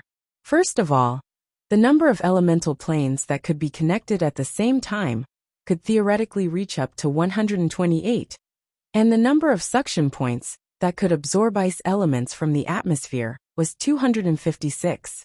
The ordinary version had 3 planes and 12 suction points. Secondly, it was stability and anti-interference. The ordinary version had only one connection method, and if it was broken, it was broken. The Crown of Ice had multiple threads that were connected at different frequencies at the same time. If a few were broken, others could be added. Then there was coordination. Antonida's advanced product had designed a magic circuit array that could mix the ice elements of various elemental planes with different output per unit of time, and finally turn them into a unified flow that would be injected into the next level of the circuit system. Finally, there was filtering. The Crown of Ice would automatically determine the purity of the ice elements in the circuit based on the physical condition of the owner. The more impure ice elements that were brushed down would gather over to the arcane fire circuit and fuse with the elements brushed down from the arcane fire circuit to form a new spell, Chaotic Frostfire Missile. This kind of magic attack composed of impurities could not attack stronger spellcasters, but it would have unexpected effects against some creatures with extraordinary self-healing abilities. After reading the introduction of the Crown of Ice magic circuit, Duque was indescribably happy. However, it was necessary to be wary of others. This was the Dalajan's territory, So of course, Duque would not practice the crown of ice here. Looks like I'll have to find a time to go back to the Karazhan. Just as Duque was about to bid farewell to Antonidas, Duque's meddlesome system elf helped him scan the contents of the letter. On it was written, "Dear senior brother, it's time to return the favor you owe me. Give the crown of frost to Duque. I hope that he can help me take care of my precious daughter Elugia. You can't refuse. Otherwise, I'll expose the fact that you peeped on me while I was bathing 20 years ago." It was signed, "Your most beloved junior sister Janice." Duque was really blind. He seemed to have discovered some secret about how messy the circle of rich people was. But seeing that Janice still maintained her beauty at this age, it was obvious that Janice must have been a great beauty when she was young. But 20 years ago, Antonidas would have been close to 60 years old. Alright, this guy was really an old pervert. Duque pretended not to see such gossip. Anyway, Duque said goodbye to Antonidas with a straight face. When he came out, he was surprised to find that Kale, was still waiting for him. Your Highness, you. Duque had wanted to say, "You're so free." But he changed his words. "I'm really ashamed that you've waited for me for so long." The High Elf Prince was as dazzling as ever. His white teeth could be used in a toothpaste advertisement, and his golden hair could be used in a shampoo advertisement. Before Duque's transmigration, he would definitely be a national-level handsome. Alright, Duque was being modest, but in reality, Duque was jealous. Kale's smile was as amiable as ever. "I'm the one who should be ashamed. I've seen a lot of magic messages and magic images. I also think that the existence of the orcs is a nightmare for the entire world of Azeroth. Whether I'm a part of the continent or a part of Kirin Tor, I should participate in the war. Unfortunately, no one can escape from their origins. Since I can't go to the battlefield, I can only help you in this way, because this is also helping the Alliance." Duque suddenly sighed. Kale was indeed a good young man. If not for the series of tragedies and conspiracies surrounding him in his later life, he would definitely be the kind of person who was a good student when he was young, one of the top 10 outstanding youths when he grew up, and an idol like him when he was older. Alright, Duque took back the idea of killing this guy and making him drop a phoenix or something. For now, thank you for your help, Your Highness. If possible, I hope you can call me Kale. And I also hope to be able to call you Duque. Alright, Kale. Duque, is there anything else you want to do? Could you help me find Miss Alicia Barov? She seems to still be in class. I can get someone to inform her. However, I know a good place to drink tea and chat while waiting for Miss Barov. Good idea. What Kale said was indeed a good place. Duque didn't know how to describe this place. Generally speaking, this hotel, called the Magic Hotel, had functions of dining, entertainment, and gatherings. This hotel next to the Dalajan Central Square was more like an elegant salon. Sitting in a private room on the second floor of the hotel, looking at the same purple brick pattern under his feet, and then looking at the purple houses in the distance, it really had a different flavor. This was the Dalajan city before it was destroyed. This Dalajan city could be said to be of the same architectural style as the Sky City that floated in the sky in the future. Most of them were purple torch-like pillars or towers, fire-shaped or circular roofs, with torch-like golden edges and long white pillars below. It looked a bit like the Middle Eastern architectural style before Duque transmigrated. Sipping the faint red wine, he looked at the mages and magic apprentices coming and going below. Duque listened attentively. Almost everyone was talking about magic or magic-related things. There was almost no topic about the orcs. It was completely impossible to see that the dark clouds of war had enveloped the entire northern continent. Very peaceful, isn't it? Kale asked. Yes. I don't feel the aura of war. In fact, it still has an impact. Because of the advent of war, in July, the entire kingdom has changed 70% of the fields that were originally used to grow magic materials to grow food. At the same time, the Parliament has announced that any high consumption or high-risk experiments are prohibited. All battle mages have cancelled their holidays and changed to be on standby 24 hours. War is really too terrifying. If this kind of war continues for a few years, I really can't imagine what will happen to the Dalajan.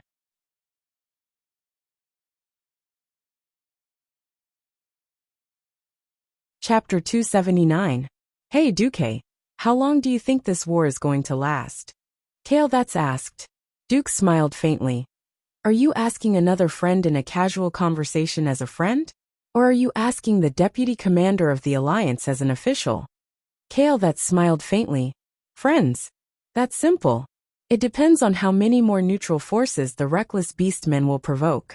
The more they provoke, the faster the beastmen will be destroyed. Oh, don't be fooled by the fact that the alliance has united 8 kingdoms to fight against the horde. In fact, there are still many neutral forces that haven't participated in the war, Duque said.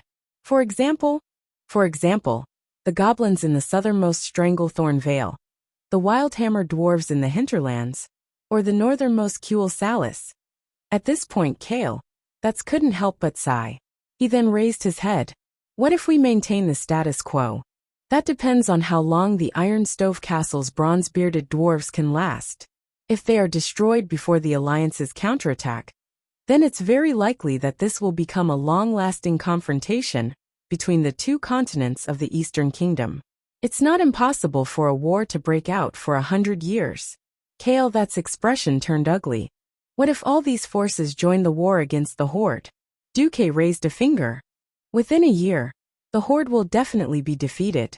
This is the best news I've heard recently. A melodious voice came from the door of the private room. 2 beautiful women appeared at the door. The one who spoke was naturally Jaina, who had a good impression of Duque. Jaina, who had just received praise from Duque, and the envy of countless female Dalajan mage apprentices, had no idea that this was Duque's bad idea. Jaina's impression of Duque was not low. Of course, it was much lower than that of a certain prince of Lordaeron. Jaina, who had changed into a blue magic robe, bowed to Duque like a lady. Lord Marcus, we meet again. Jaina was in a good mood. Her face was full of sunshine, as though the haze of war had been dispelled by her smile. The other was the person Duque was waiting for. The eldest daughter of the Barov family, Alicia Barov, who was only 15 years old. It was obvious that Alicia had inherited her mother's beauty. No, she was even more beautiful than Duchess Janice. Interestingly, Alicia's appearance was more in line with the Eastern aesthetic. Her skin was white and exquisite, sparkling and translucent like carved ivory jade. Her beautiful black hair was parted in the middle, obediently falling from her ears to her chest. On her forehead, there was a beautiful silver hair ornament, inlaid with a sparkling sapphire. She did not have any makeup applied on her delicate and pretty little face. Under her long and thin eyebrows, a pair of fan-like eyelashes were embedded with a pair of ice-blue eyes that were as enchanting as the autumn waters. Her eyebrows were curved like willow leaves, and her nose was straight and beautiful. The wings of her nose seemed to be flaring slightly. Below her elegant nose was a small cherry mouth. Although she did not wear lipstick, she looked brighter and more attractive than those who did. Her well-defined lips were rosy, like ripe cherries ready to be picked at any time.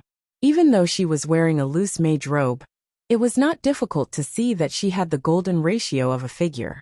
Her waist was slender but not too round. She was as perfect as a model. She was quite a beauty. In fact, in terms of appearance, Alicia was definitely not inferior to the beauties Duque had seen, such as Princess Kalia or Aurelia. She was even slightly better than Jaina, who had yet to fully develop her body. If there was anything that Alicia did not compare to them, it would be temperament. The impression that Princess Kalia gave Duque was that she was noble and kind. Aurelia was a mixture of the wildness of a ranger and the elegance of a high elf. Jaina was intelligent and extremely confident. As for Alicia, although the Barov family was also a high-ranking noble family, it could be seen that Alicia had also received an extremely good upbringing. However, Alicia looked more docile. As soon as she saw Duque, she almost hurriedly looked Duque up and down. Alicia gave up on looking at Duque. She lowered her eyelids and slightly lowered her head, which was also a very standard ladylike etiquette. Greetings, Duke Marcus. I am Alicia Barov. Her timid voice made people want to bully her. or to protect her. Duque secretly sighed in his heart. With such a temperament, Alicia was destined to be a good marriage partner and a good wife for a man. However, Alicia would definitely not be a heroine like Aurelia. Alicia, I believe your mother has already sent someone to inform you of the details? Duque asked. Yes. In fact, it was my mother who personally used a magic message to tell me. Duque pondered for a moment in his heart. That makes things easier. Right now, I am essentially just a sky wizard. It doesn't seem right for me to teach a peak earth wizard like you. You can be my assistant for now. After I pass this winter and advance to a morning star wizard, we can confirm our relationship. All right. Duque still did not know that his words had already set off a storm in Kale. That's in Jaina's hearts. How could a morning star wizard be promoted so easily? At the level of a morning star wizard, one could already be addressed as a master. Further up, at the level of Radiant Moon, they were existences as rare as phoenix feathers and Chelan horns. Usually wizards of this level were big shots. For example, people like Kale, that's Krasis and Kel'Thuzad, could easily become dukes or princes, regardless of their origins. There were only 2 breaking dawns in the entire world. When Duque said he wanted to advance, he did it as easily as if he was eating and drinking. If it were anyone else, they would definitely be treated as a braggart. However, he was Duque, a man who had tricked more than 200,000 orcs twice and burned half of the elven forest. When the Kirin Tor Assembly had summoned Duque for a discussion, Kale, that's had a very deep impression of Duque. Duque did everything with complete confidence, as if nothing in the world could escape his predictions. It was as if a man like him rarely boasted, and there was no need for him to use such deceptive methods to lie about such matters. If Duque dared to say something like this, it would only mean that Duque was 100% confident. One had to know that Duque would only be 16 next year, a 16-year-old morning star wizard. If not for Duque's status as the Alliance's deputy commander and his glorious achievements, this alone would have made Duque the most dazzling star in the world of wizards.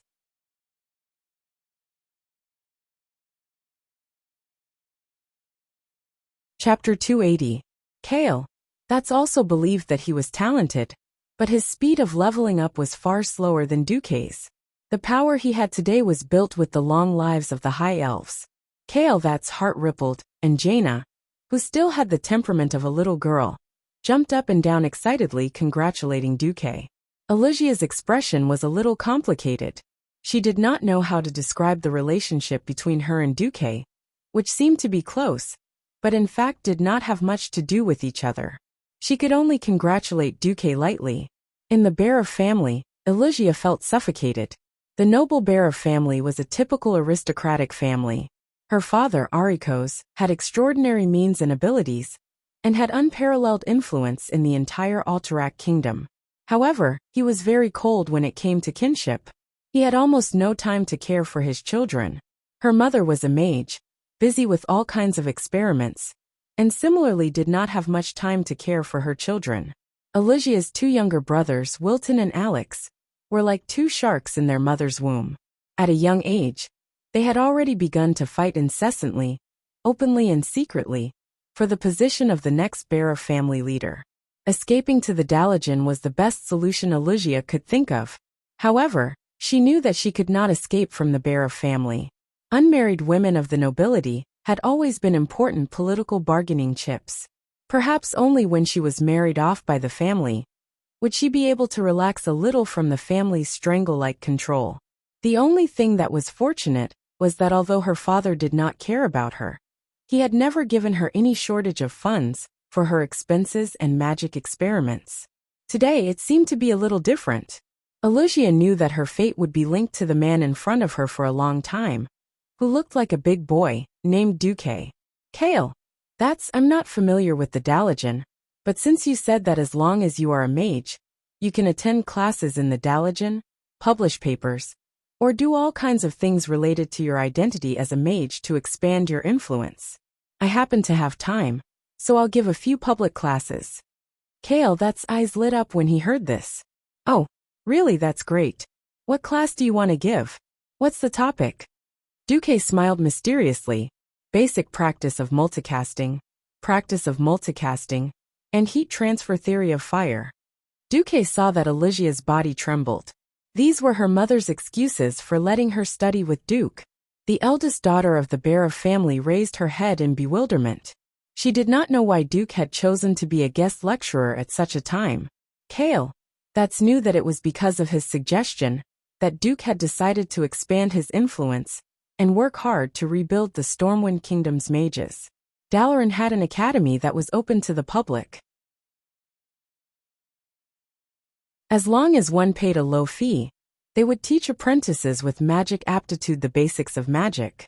After a few years of screening, those who passed the test would officially become advanced apprentices, or beginner magicians, and they would be allowed to enter a higher academy to further their studies. At this point, the Dalajan's learning and research would become quite liberalized. Basic magicians were allowed to study different subjects according to their talents and preferences. They could also study under the tutelage of any magician who was registered in the school. There was a precondition, the equivalent exchange that mages respected the most. Apart from the public classes that were advertised, all of the classes had to be paid. The academy would evaluate the practicality of the subject taught by the lecturer, the theoretical content, the standard of the lecture, and many other factors, and then set a price. The apprentice had to pay for it. Of course, if one wanted to learn more advanced content, they would have to pay the price of becoming the lecturer's disciple. Lecturers also had all sorts of requirements for apprentices. Some wanted money, some wanted the apprentice to provide spellcasting materials, and of course, most wanted the apprentice to be their experimental assistant. Of course, the children of rich families had it easier, but the children of poor families often had to work. Acolytes also had various ways to earn the necessary money. For example, the simplest way was to sell oneself to the Dalajan Mage Guild, sign a contract, and work for them for years in exchange for money. They either worked as mercenaries or created magic items to sell. There were both opportunities and responsibilities. This was the Dalajan. It wasn't an exaggeration to say that as long as Duque showed enough strength, it wasn't impossible to recruit another group of mages.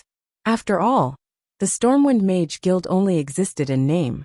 All the mages added together could only fight 12 people. This was just the number of people in a small team. Apart from Duque and the retired old man Norton, everyone else was an earth mage. Duque smiled and wrote down a few advertising slogans. A duel of magic isn't as simple as you think. Still thinking about how to make a bigger fireball to defeat your opponent? Then you're out of date. The legendary mage who burned 100,000 orcs, Duke Marcus, will teach you multicasting. Once you learn it, you can definitely beat other mages of the same level. The three audience members looked at it, and their faces turned pale. Arrogant, egotistical, and absolutely subversive. This was because, in the traditional Dalaran mages' teachings, the lecturers mostly taught how to deal with opponents who were also mages. They mostly taught how to build a magic shield, and then bombard each other with a bigger fireball to destroy the opponent's shield and achieve victory. What? A big fireball couldn't defeat the opponent? Then it must be because your fireball wasn't big enough. There was no enemy that a big fireball couldn't defeat. If there was, then 2 fireballs would be enough. Now, Duque actually overturned all the arguments of these academic lecturers. If this wasn't subversive, then what was? If it was anyone else, they would definitely be criticized for being sensationalist. But Duque had a lot of achievements to back him up. Whether it was the battle against the demons in Karazhan and killing Medivh, the burning of the Elven Forest, the rescue of 50,000 elite soldiers with the ice ship, or most recently, the rescue of 4 kings from a large group of Orc Sword Saint assassins with his own strength. All of them were dazzling achievements. Before there was better and more sufficient evidence to prove that Duque couldn't do it, no one could refute Duque. No one would be stupid enough to think that Duque was an academic mage. Duque was classified as a typical practical mage. No, to say that practical mages were weak, because a practical mage could often fight 10 academic mages. Duque gave people the feeling that he was the kind of guy who wanted to fight 100. In the shortest amount of time, The news that the Alliance's deputy commander Duke Marcus was going to publicly teach practical magic in the Dalagen spread like wildfire throughout the Dalagen in the shortest amount of time.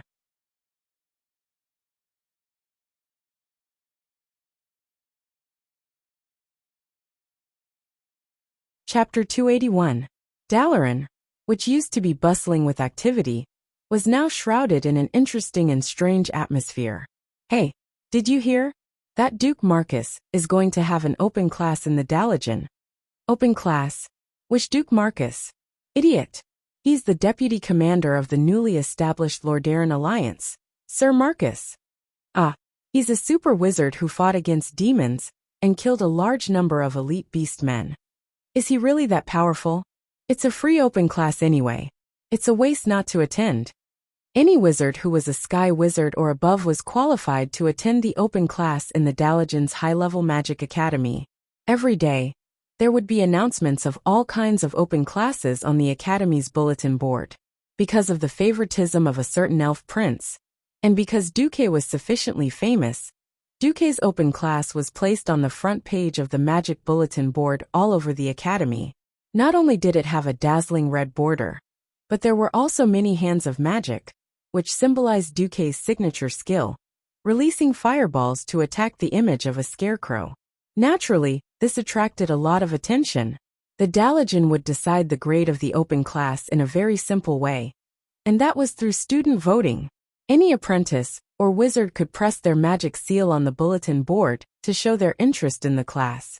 The day before the class started, they had to go to the Dalagen's curriculum system to confirm the class. The academy would confirm the location of the class the night before according to the number of people participating in the open class. The result of Duque's open class was, of course, popular. It was very simple. Duque was famous enough. He killed the demon king Sargeras, the successor of Karazhan, the Duke of Stormwind, the deputy commander of the Alliance, the youngest peak sky wizard of the current generation, the victim of 200,000 beastmen, and the wizard who could best use magic to coax peerless beauties. Any one of these could attract the attention of apprentices and wizards, not to mention all the glory and fame. The result of the unprecedented popularity of registration was that the number of applicants far exceeded the capacity of any Dalagen lecture hall. The Kirin Tor Council, which was actually Kael'thas, had no choice but to announce that official mages would be given priority to attend the class, and the remaining places would be given to apprentices. They would be ranked according to their results, and the best batch of apprentices would be given the right to attend the class. 3 days later, more than 12,000 people attended Duque's lecture in the Dalagen's largest central lecture hall. The auditorium, which originally had a capacity of 10,000 people, had an additional 2,000 standing tickets. The auditorium was packed with people. As the central auditorium of the Dalagen people, its specifications were definitely off the charts.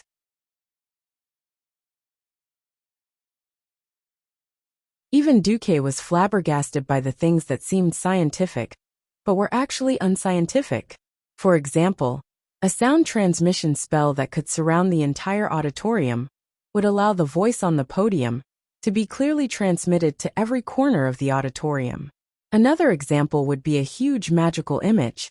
In the auditorium of 10,000 people, Duque was just a small person to the friends sitting at the top of the mountain. But behind the podium, there was a huge screen that was as tall as 20 meters, which could magnify Duque's figure to an imposing extent. Even the audience in the last row could clearly see the hair on Duque's face. As for the central auditorium, it was usually only used in 2 situations. The first was the annual opening and ending ceremony of the Dalagen. Large numbers of apprentices, their attendants, friends, and followers would fill the auditorium. The other was when an important figure would give a lecture or a speech to the entire Dalagen. In the past 10 years, only Antonidas had enjoyed such treatment. Now there was a situation that could be considered as the second one. Duke. In terms of battle achievements, Duque was definitely qualified. However, Duque only had the magical undulations of a sky mage, which made many Morning Star mages very unhappy. When Duque arrived at the scene with Elysia, someone immediately made a move. As soon as Duque went on stage, The wooden floor under his feet seemed to be under unimaginable pressure and was creaking. It wasn't just the wooden floor. The stone wall, the curtain, the door, and the huge glass window not far from Duque were all trembling, as if they would fall apart at any moment. Alucia's face instantly turned pale. Prince Kale, who had arrived early in the first row in support of Duque, furrowed his long golden eyebrows. Spiritual attack. It was a common method for mages to test the strength of their opponents. For a moment Kale wanted to stop it, but he immediately gave up. Respect was not something that could be obtained by talking big. Duque enjoyed almost the same lofty treatment as Antonidas, so he naturally had to bear the corresponding pressure. Even though Duque was also a mage, and the Dalajan welcomed any mage to study in this sacred land of magic, Duque was, after all, not one of the Dalajan. After inheriting Karazhan and the inheritance of the guardian Mediv, who had once stood against the Dalajan, it was inevitable that Duque would be viewed with hostility by the Dalajan mages. In a sense, as a member of the Kirin Tor Council, Kale, that should also help those guys. In the end, Kale chose not to help either side. In the eyes of the group of Morning Star mages, a single Morning Star mage was enough to make Duque, a sky mage, depressed and make a big joke of himself. It would be best if Duque left, so that an outsider would not be able to strut around here. No one would have thought that in the field of magic, Duque was actually an out-and-out weirdo. In terms of the quality of mana, Duque was indeed lacking. In other aspects, Duque completely surpassed most Morning Star mages. What was spiritual force? The definition of ordinary spiritual force would not be discussed here.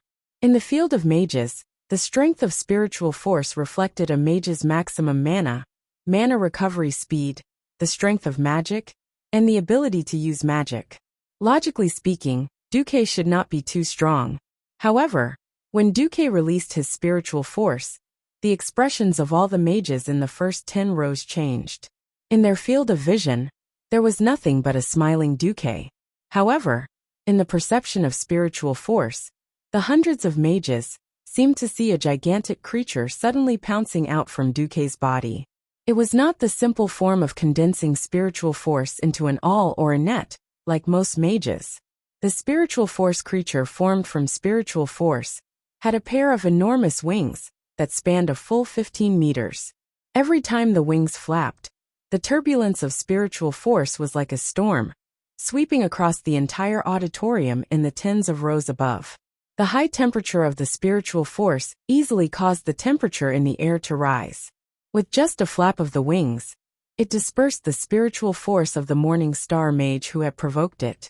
Following that fellow's blood-curdling scream, he went limp in his chair and even lost control of his bladder. All the high-ranked mages gasped at the same time. What kind of spiritual force is this?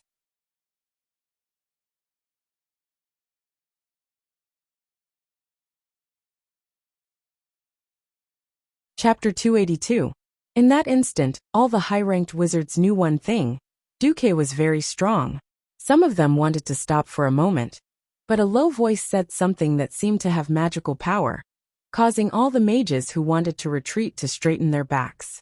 This is the Dalajan. Yes, this was the Dalajan, the holy land of magic.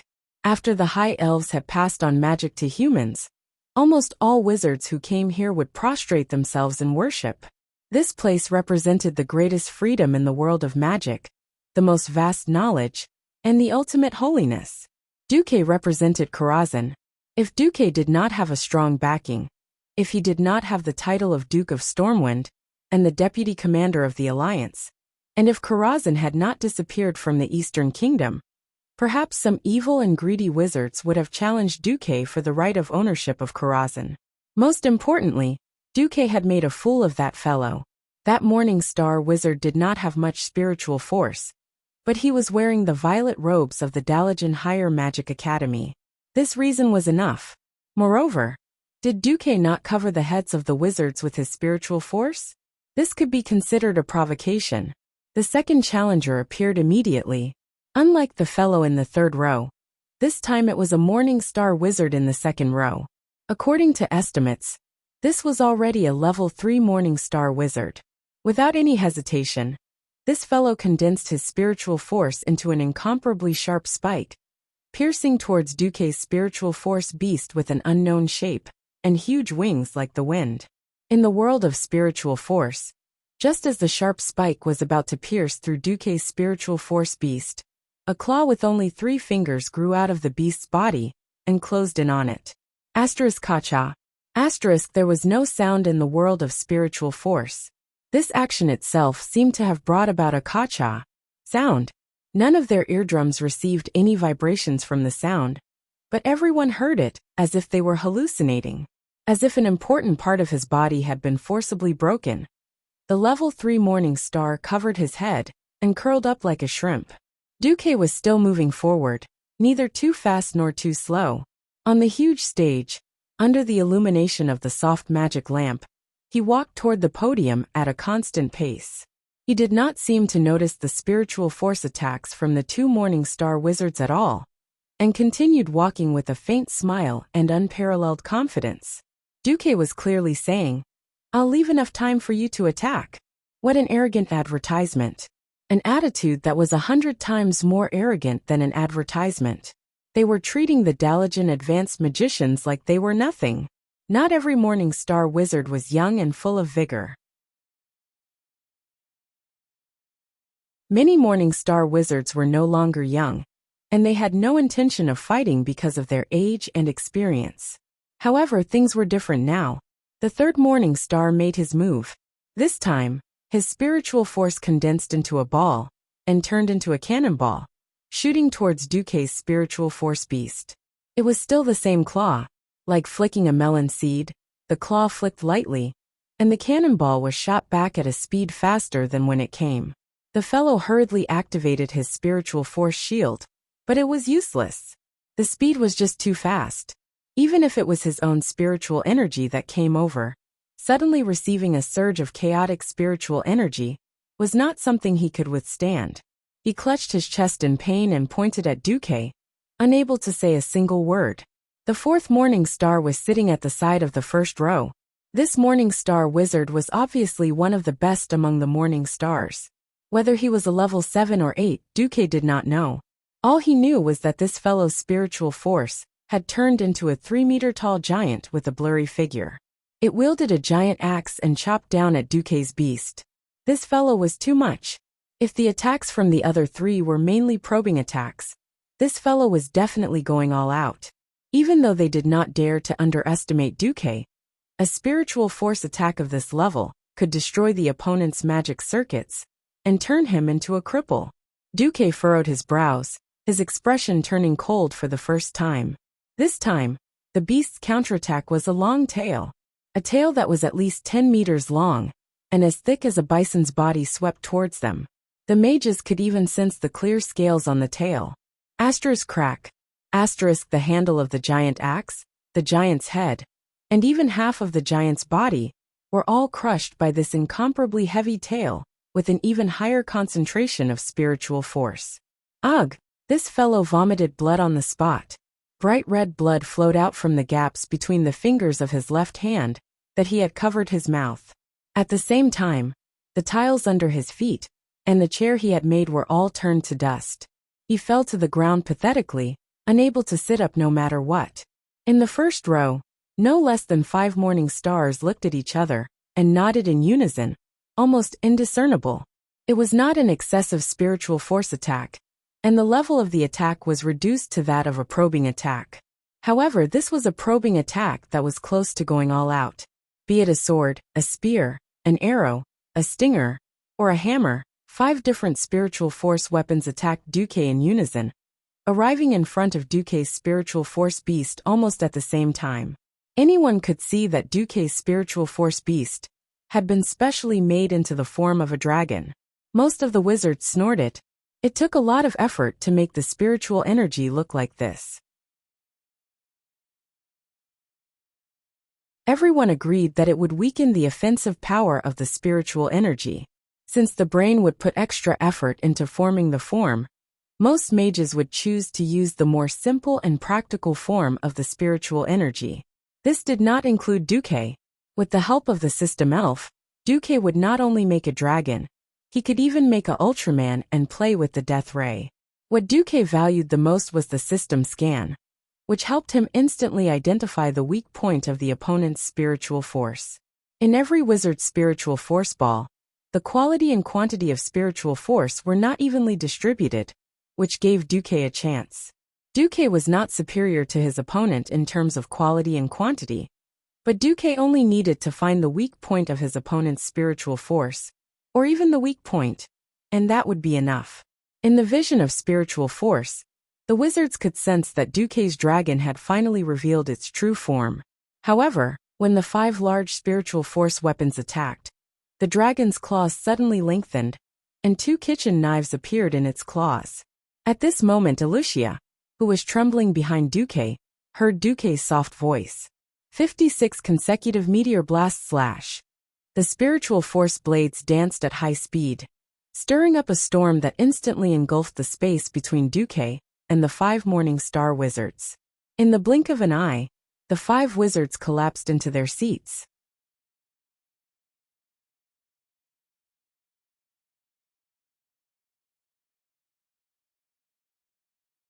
Chapter 283. Impossible. This was absolutely impossible. How could a sky wizard defeat so many Morning Star wizards in the domain of spiritual force? Looking at the wizards who looked like frostbitten eggplants, no one could say a word. It felt like these Morning Star wizards, who were rather famous in the Dalagen, were complete fools, each of them extending their faces for Duque to slap. It wasn't just an ordinary slap, but one that grabbed their collars and slapped them back and forth until their faces were swollen. A total of 9 wizards, 1 Sky Star and 8 Morning Stars, had charged forward in the most shameful form of attrition warfare. In the end, they had been defeated by 1 person against 9, and all of them had been defeated without even catching their breath. Did they not see Duque slowly walk across the podium in an incomparably confident manner? In the huge hall, apart from Duque's footsteps, there was almost no other sound. Of the 12,000 people in the hall, not a single one was an ordinary person. They were either official wizards or acolytes. As long as they were acolytes, they would be able to sense the spiritual force undulations from the battle between Duque and them. Everyone was very clear about the probing effect of releasing their spiritual power. Evidently, even the acolytes who had not seen the whole picture knew Duque had obtained complete victory. 1 against 9. If Duque was not a foreign wizard, and if Duque was a lecturer from the Dalagen, then what would be welcoming Duque would definitely be thunderous applause. The acolytes and novice wizards were all agitated. In this huge fan-shaped hall, everyone's gaze was on the first row. After all, only the high-ranked wizards there could defeat. Challenge Duque successfully. In the middle of the first row, there were still a few publicly acknowledged Morning Star wizards. However, they were unmoved, as if they were the best students listening attentively. In reality, the real focus was on the only Radiant Moon wizard present. Kale that's the High Elf Prince of Kuel Salis. If Kale that's made a move, even 10 Duques would be defeated. But would Kale that's make a move? What a joke. Kaisi was here to support Duque. Seeing that Kale that's had maintained a gentle and refined smile ever since Duque had appeared, the Morning Star wizards who still had the slightest intention of challenging Kale that's gave up on finding trouble with this incomparably evil sky wizard. 1 step, 2 steps, 5 steps, 10 steps, step by step, Duque walked up to the podium. His figure was magnified by the huge projection screen behind him. At this moment, the first round of applause sounded in the venue. Applauding before the lecturer begins is a form of courtesy, a form of welcome. However, with Kale that's Sunstrider leading the applause, it was a grand welcome and support that could not be any more grand. Kale that's wasn't clapping from his chair.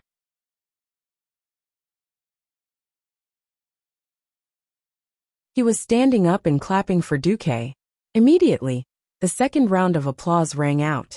This was from the little princess of Kuel Tiras, Jaina Proudmoore. This mage apprentice of noble birth had long been the dream lover of countless mage apprentices. However, she seemed to be a little close to Prince Arthas of Lordaeron, and the apprentices could only suppress their admiration. The third round of applause rang out almost at the same time as the second. It was from the person most young wizards pursued, Miss Alicia Barov of the ancient noble bloodline of the Arather Empire. Even though she was standing not far behind Duque as an assistant, her real attitude still caused a silent uproar. It was only then that the people in the auditorium truly realized that the person standing on the podium was not only a true mage, but also a noble existence who was deeply trusted and respected by the upper echelons of various countries. There was no more hesitation. Immediately, thunderous applause rang out in the auditorium. It was so loud that it was enough to make people outside think that some kind of terrifying experiment had exploded. Duque's hands pressed down, and after a while, the applause gradually stopped. Clearing his throat, Duque's slightly magnetic voice spread to every corner of the auditorium. I'm very happy that so many people have come to listen to Duke Marcus's lecture today. In the following time, I will explain the importance of multicasting and the basic training methods. I hope that my lecture will be of help to everyone on the path of magic. Magic is a mysterious field. I think that the first thing that every lucky person who is qualified to step into this field should do is not to be bound by common sense. What this can't be done, oh, that's impossible. These are the most unacceptable thoughts. So we have to free our imagination. Here, I will first demonstrate the benefits of multicasting. After saying that, Duque turned his head to Alicia. Miss Barov, later when you have a magical shield, please attack each other with the lowest level of level 1 fireball. And please do not use any metamagic abilities. And try to maintain the power of the fireball between 14 to 22 MP, Alicia nodded. Magic points were the standard to measure the damage caused by a spell. 14 MP meant that if it hit, it would cause 14 points of basic damage to a creature with no magic resistance. In the next moment, when Alicia indicated that she was ready, the two of them bombarded each other under the supervision of the magic scale. 1. 5 seconds of casting time. The same amount of mana consumption, 16 points and 22 points of damage. This is what you all know as using a bigger fireball to deal with the opponent, right? As soon as Duque's voice fell, the audience burst into laughter that they were trying to hold back. However, when using a level 10 fireball, the casting time becomes 5 seconds. Normally the person with the bigger fireball wins, right? That's right. An apprentice shouted. All right, now I will split the mana required for a level 10 fireball, and then continuously bombard Miss Barov. Everyone see the results. Alicia was still chanting, attacking Duque with a level 10 fireball every 5 seconds.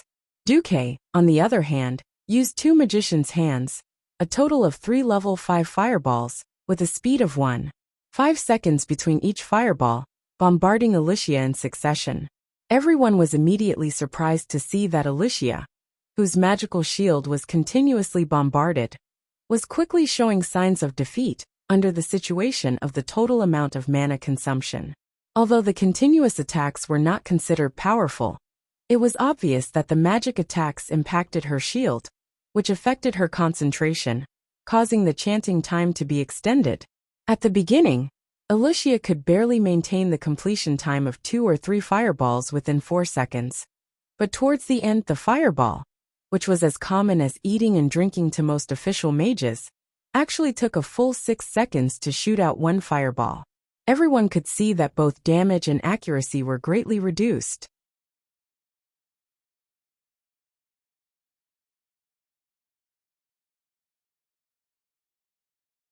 Chapter 284.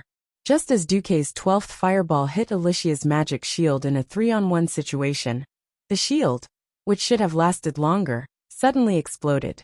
Looking at the fireball that was heading straight for her, Alicia let out a cry of surprise. Everyone thought that Duque's fireball was about to destroy the flower, and there were even some apprentices who could not bear to see the beautiful Miss Barov disfigured. At this moment, Duque snapped his fingers, and all the fireballs that flew out actually made an elegant circle in the air, circling 180 degrees, and returned to Duque's side, floating in the air. Duque raised his hand, and all the fireballs disappeared. Duque's voice sounded again. I did not use other metamagic abilities to bully Miss Barov just now. This technique is actually similar to when people are facing the siege of 3 mages, or magic apprentices, who are of a lower level than themselves, and are often flustered by the enemy's continuous attacks. It's just that after mastering multicasting, you become the one fighting with the many. In order to leave a deeper impression, please take a look at the following footage. What Duque was showing on the magic screen was the footage of him using 108 hands of magic to rain down arcane missiles on the orc army at the Red Ridge Mountain, using the simplest arcane missiles to form an exaggerated barrage. The lowest level of magic caused the most gorgeous massacre. This kind of epic-making real war documentary gave the strongest psychological impact. Just 2 minutes of footage, more than 11,000 apprentices were mesmerized. Not every apprentice with magic aptitude had the opportunity to become an official mage. Below, in addition to those young faces, there were middle-aged magic craftsmen, white-haired human elders in their 70s or 80s, and high elves who did not have much aptitude, but resolutely left their countries to seek the truth of magic. These people all had the same dream, the dream of making themselves stronger in magic. For a moment, too many people's breathing quickened. A hand was raised, and Duque called his name. Please speak. Excuse me, does learning multicasting require specific talent? This was the focus of everyone's attention. I can only say that those with talent will make faster progress in learning the supreme magical skills of multicasting. However, I believe that everyone can learn this technique after rigorous self-training. At the very least, it can greatly improve their spellcasting ability. Duque used a magic pen to write the words multitasking on the special magic board on the podium. The words were clearly reflected on the big screen. Multicasting is the most basic of the basics. If you have enough biological knowledge, you will know that whether it is humans or elves, the brain is actually divided into left and right parts.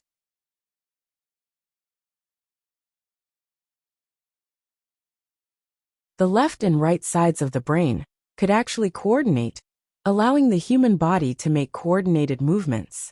In fact, the left and right sides of the brain can direct our left and right hands to make different movements and give different responses. With that, Duque showed it to everyone with the help of the system elf. At the same time, he drew a circle with his left hand and a square with his right. Looking at an extremely standard circle and a square at the same time, everyone thought it was easy at first, but later they were shocked to find that it was not as easy as they thought. Either the left and right hands drew both circles at the same time, or they drew both squares at the same time. The best was to draw 2 awkward patterns that were neither round nor square at the same time. There was never a lack of geniuses in this world, and soon someone succeeded. For example, Jaina. She easily drew a circle and a square at the same time in the air with the arcane energy flowing out of her fingers. Apart from her, more than 10 people succeeded one after another. Not only were there official mages, but there were also magic apprentices. At this moment, Duque stopped. I'm glad that many students succeeded. Because time is limited, please practice in this direction on your own. I can give you a simple standard. The second stage is this. Shamelessly, Duque gave his right hand to himself and his left to the system elf.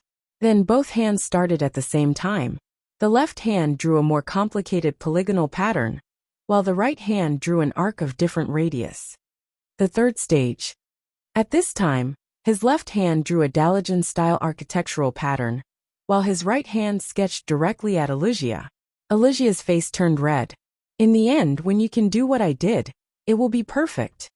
Duque used both his left and right hands to silently write the incantation.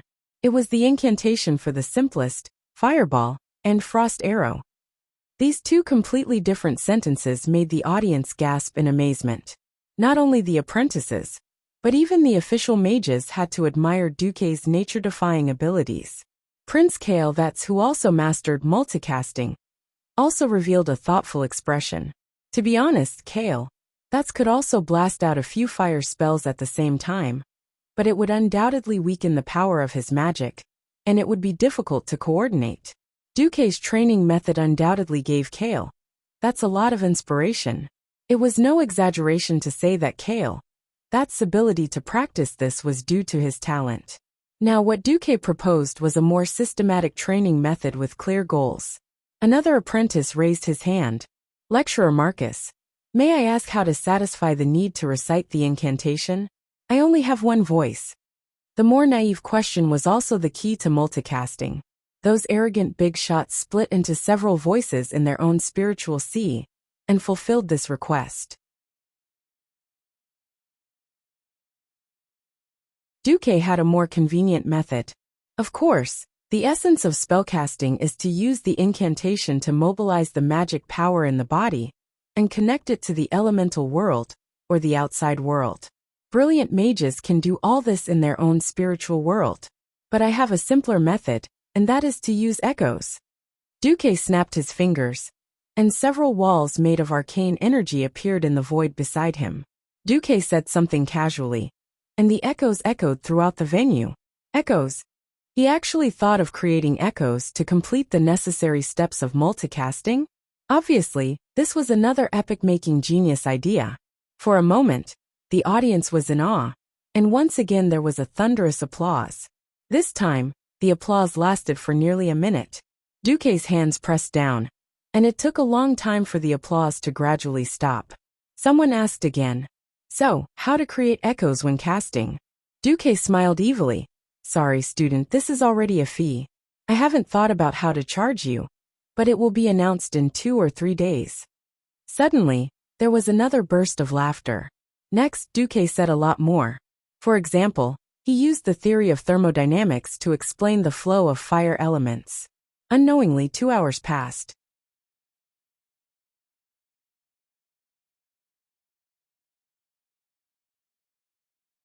Chapter 285. Duque, with the knowledge of a transmigrator and an engineering and equipment major, systematically explained to more than 10,000 people what fire was, the nature of fire, and the characteristics of fire.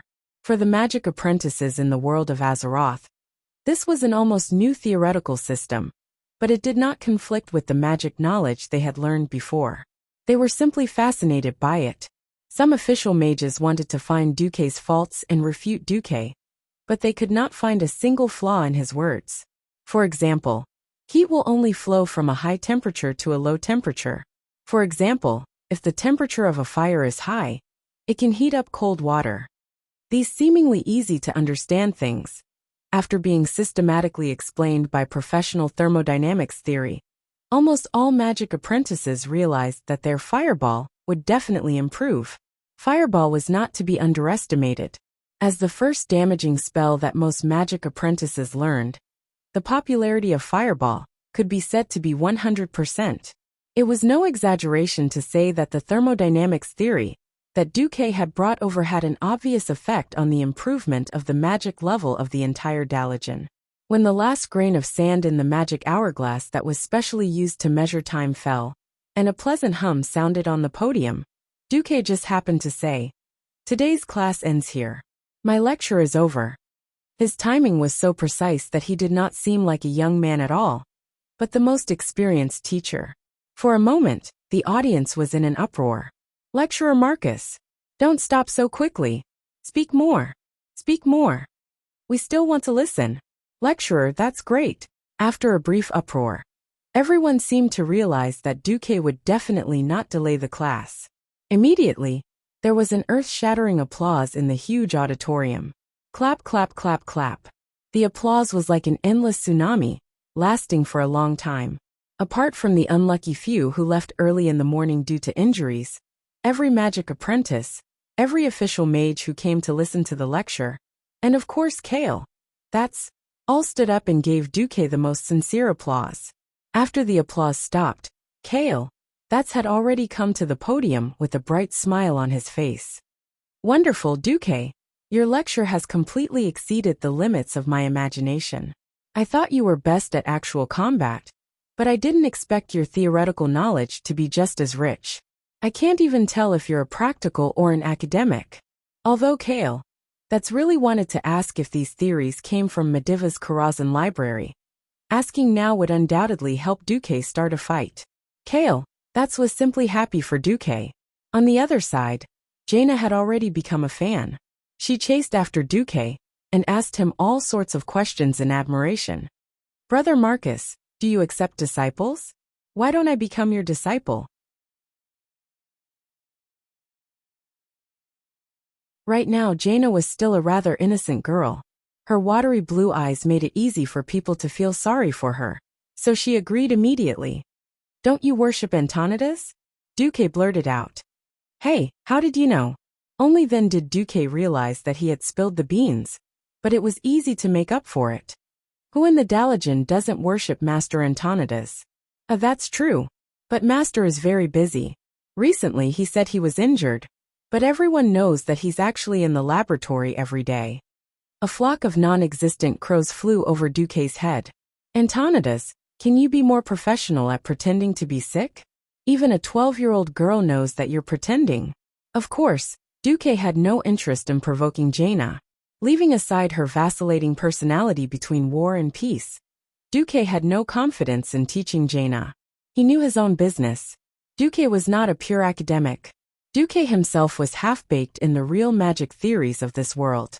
Even if Duque was unhappy with Jaina, who had cursed his father to death in the history, Jaina was still one of the more capable heroes in the history of the Alliance.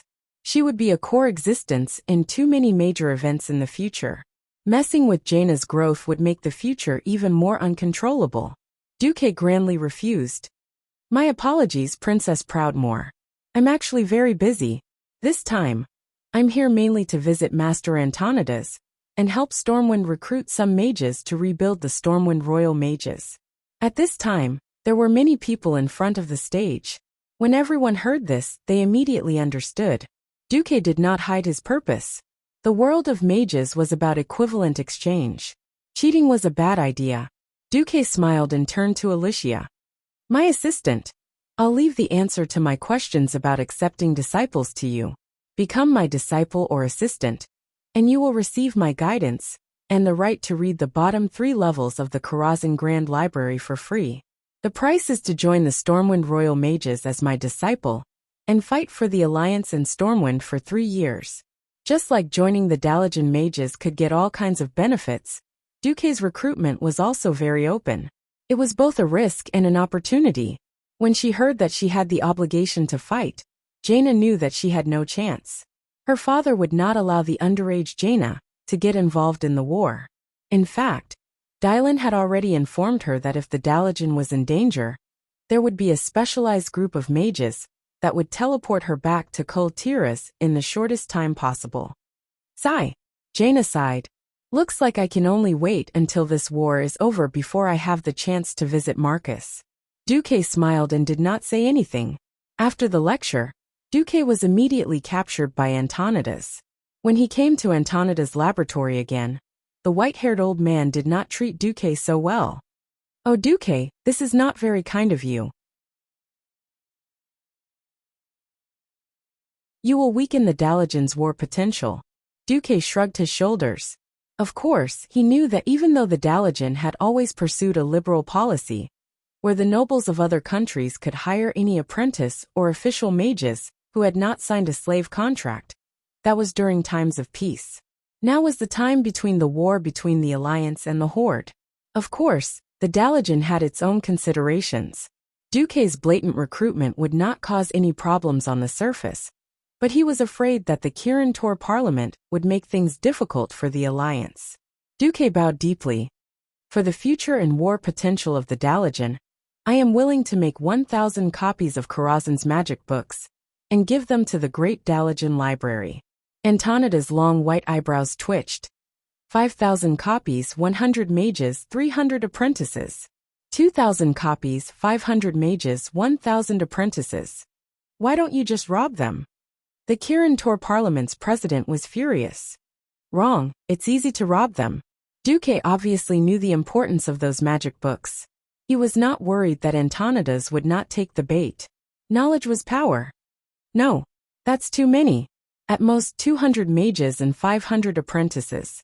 Thus, the two of them, who could shake the Alliance with just a stomp of their feet, began to bicker like antis in the market in this laboratory where there were no outsiders. The final price was 3,000 copies of magic books in exchange for 200 official mages and 500 apprentices.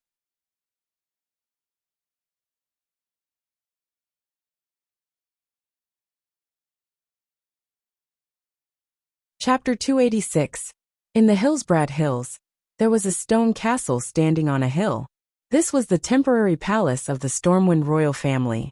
Almost every day, new decorations were brought into the castle, be it rockery, or beautiful marble statues, or replacing the previously terrible floor tiles. King Lang repeatedly said that the kingdom did not have the financial surplus to pay the stonemasons' wages. The stonemasons expressed their gratitude towards Duque for saving their lives. Since they had nothing to do in the winter after building the blockhouses, they could find some stones to practice with.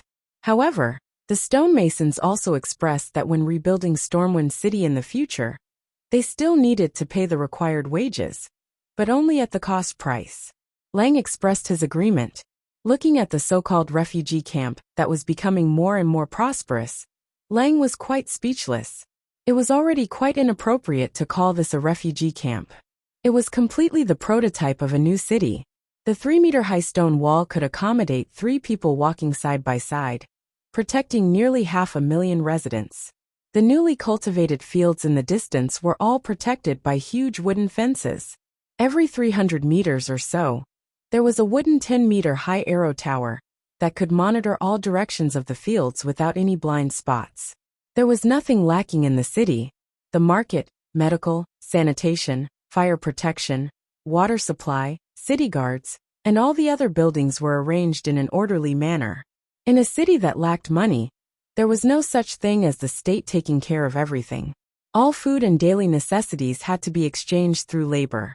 About 30% of the food harvested in the autumn was handed over to the Ministry of Civil Affairs of Storm Kingdom, except for the portion that was necessary for each family. In return, the Ministry of Civil Affairs would issue a batch of vouchers with a stamp and an equivalent amount of money.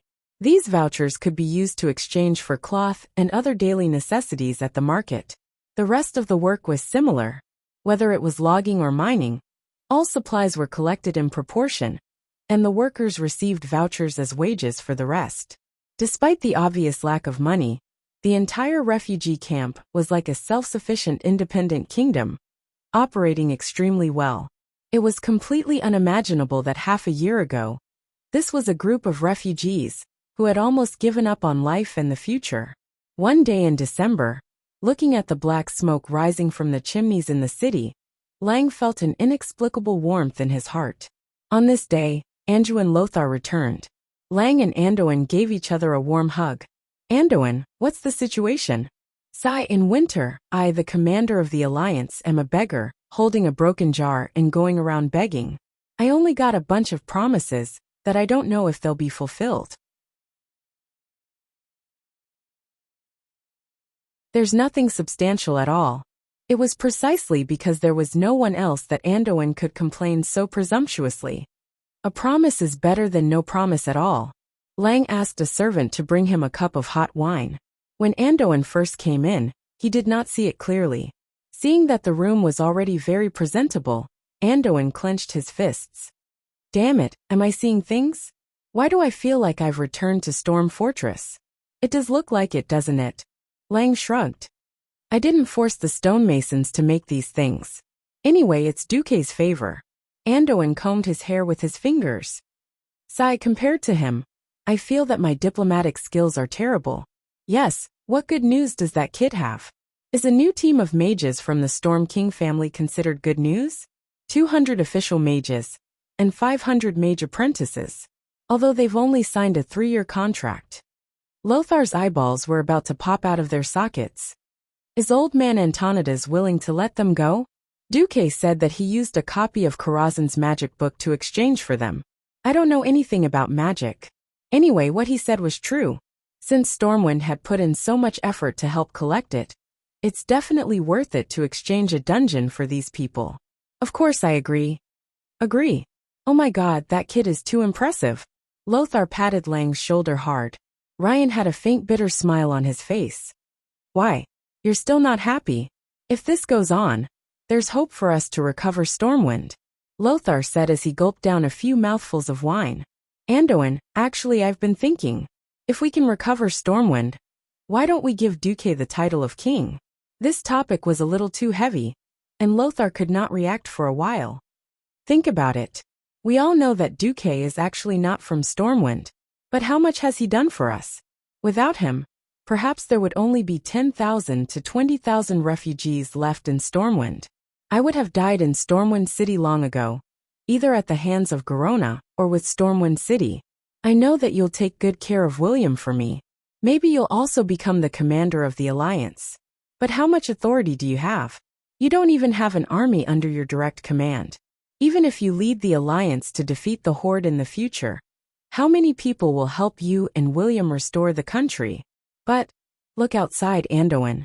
Outside the window were 500,000 well-fed citizens of the Storm Kingdom, who could safely survive the winter, and 100,000 elite soldiers who were full of morale, and were willing to die for the kingdom.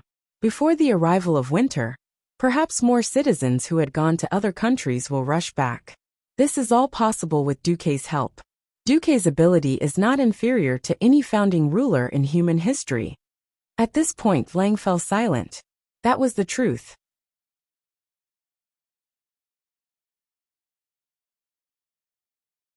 The stability of the South Shore refugee camp had attracted the citizens who had previously left. The soldiers that had been lost in the Battle of South Shore had also been quickly replenished. If it weren't for the difficulty of raising soldiers, it would not be impossible to gather all the young and strong people to form an army of 200,000. Of course, all the young and strong people in the refugee camp had begun to receive military training.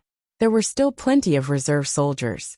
Thoradin the Great is great, but as the capital of the Arathor Empire, the torrential fort declined after a short period of time. The other city-states have become independent kingdoms, such as Rotterdam and the Dalagen.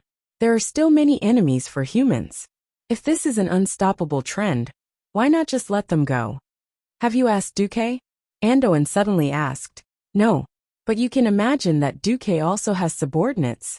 And Duque also has people who support him.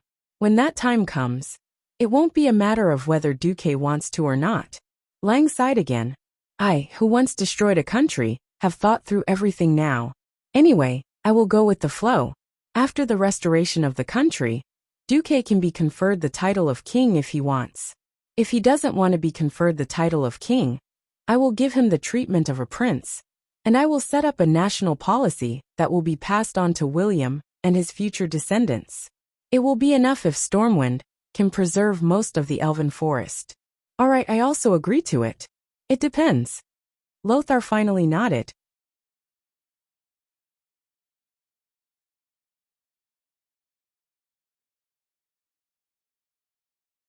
Chapter 287. The harsh winter left most people with nothing to do. Of course, Duque would not waste this time. In the Hillsbrad Hills, in a huge wooden hall, there were many veterans who had experienced the war with the orcs. They might not be able to fight on the battlefield due to various injuries, but they used their own words and deeds to teach the new soldiers how to face the orcs. Not only that, the Nagas under Duque were once again put to use, continuing to train the soldiers with similar battles. In Karazhan, Duque finally had the time to come back, and then Khadgar ran away in tears. Master, I miss you so much. I'm bored to death. Duque used all his strength to resist, using his hand to stop Khadgar's crying soul. Damn it, oh no, you're a ghost. You're not the only one here. Where's Michael? The Einherjars are all here. I have nothing to talk to those muscular men. I really don't understand why they still run every day when they're already Einherjars. Duque was speechless. It's probably because they have nothing to do if they don't fight demons, right? Duke suddenly understood why the upper nobles of the High Elves were so decadent. With unlimited life force, a boring life was the easiest to corrode the soul. Okay, get ready. I have a large group of apprentices coming, living people. Duque told Khadgar about how he had kidnapped a group of mages in the Dalagen. Yes, master. I will ask Michael and the others to clean up the room. Actually, I don't plan to let them stay in Karazhan for too long. After all, Karazhan is in a crack in space and time. I don't know if living here for a long time will have any negative effects on their bodies. I plan to let them come to the library 3 times a week to borrow and return magic books. You just need to be a good librarian. Open up the library for books below the Earth Mage level to them. Khadgar's soul put its hands on its hips. Okay. At least I won't be so lonely. Those who came to follow Duque were naturally not high-level mages. The official mages were all Earth mages from relatively poor backgrounds. They could neither become a famous teacher like Krasis, nor could they afford the exorbitant tuition fees. One had to know that everything in the Dalajan was equivalent exchange. Even if one were to sell oneself to the Dalajan mages, the money obtained would only be enough to read a limited number of magic books. How could it compare to the unlimited reading in Karazhan? Besides, he could attend Duque's lectures 3 times a week in Hilsbrad's classroom. In fact, Duque wasn't fooling them. Duque's simplified fire elemental magic formulas that the system elves had deduced could allow their strength to improve greatly. The simplest example was that after training, every official mage would be pleasantly surprised to find that they had begun to master the 2 metamagic abilities, Enhance Fireball and Flame Throw.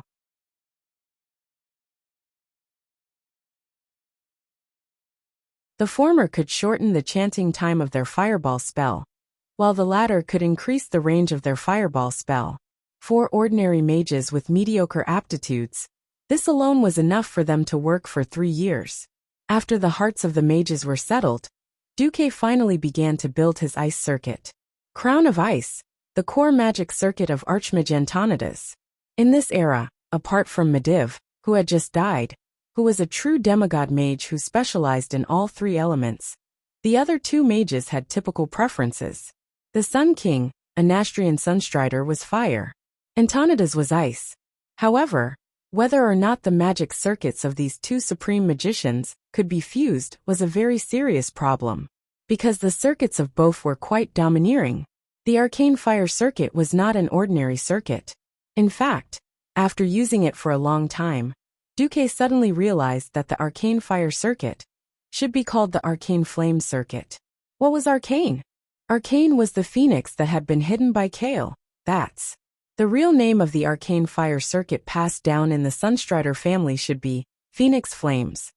Why did the Sun King know that Aurelia had lost the cultivation method of the Phoenix Flames magic circuit, but only punish Aurelia for 3 months? Why did Antonidas give away the model of the top-tier Crown of Ice magic circuit just like that? Was Janus Barev really that important? Duque had carefully considered this question before. Recently, the system genie had given Duque an answer. There were no problems with these 2 sets of magic circuit models, nor were there any flaws. As a foundation, these were the best ice and fire circuits. The crux of the matter was that when advancing to a higher level, a specific item was needed. A core item that could allow fire or ice elements to be further sublimated. Simply put, it was a flame origin comparable to Kale, that's Phoenix Arcane, or an ice origin of the same level. Otherwise, advancing to Morning Star was the limit of this circuit. Perhaps Duque could beat some Radiant Moon mages with the help of the system, but he would never be able to attack a true Breaking Dawn. Duque suddenly smiled bitterly. The old guys are really smart. Antonidas did not give Duque an arcane magic circuit, but it did not matter. The original Phoenix Flames also had an arcane circuit model. As a fire magic with explosive damage output, it required more arcane magic support, so the arcane model of Phoenix Flames was still very strong. The system estimated that unless he wanted to advance to a Radiant Moon mage, this arcane model was definitely enough for Morning Star. If a Phoenix's fire elemental source was installed in the Phoenix Flames circuit, then the fire circuit would squeeze Duque's arcane circuit like a juicer. When that time came, a new source of arcane magic would also be necessary. Alright, let's take it one step at a time. In the highest level of Karazhan, Duque set up a series of protective spell formations. These were things he had learned from the books in Karazhan. It was not enough to defend against true experts, but Morning Stars were not a problem. With Karazhan's own defenses, it was still very safe. System notification. detected that the host has a large amount of professional knowledge related to refrigeration. Relevant knowledge is being imported: thermodynamic fundamentals, hydrodynamic pumps and fans, refrigeration principles and equipment, air conditioning principles and equipment, refrigeration process design, refrigeration and air conditioning automation, refrigeration and air conditioning engineering. Knowledge import complete. Optimizing the magic circuit model of Crown of Ice. Optimization complete. Beginning modification of the host's original magic model. The next moment, Duque felt as if he had fallen from a warm world into an icy hell.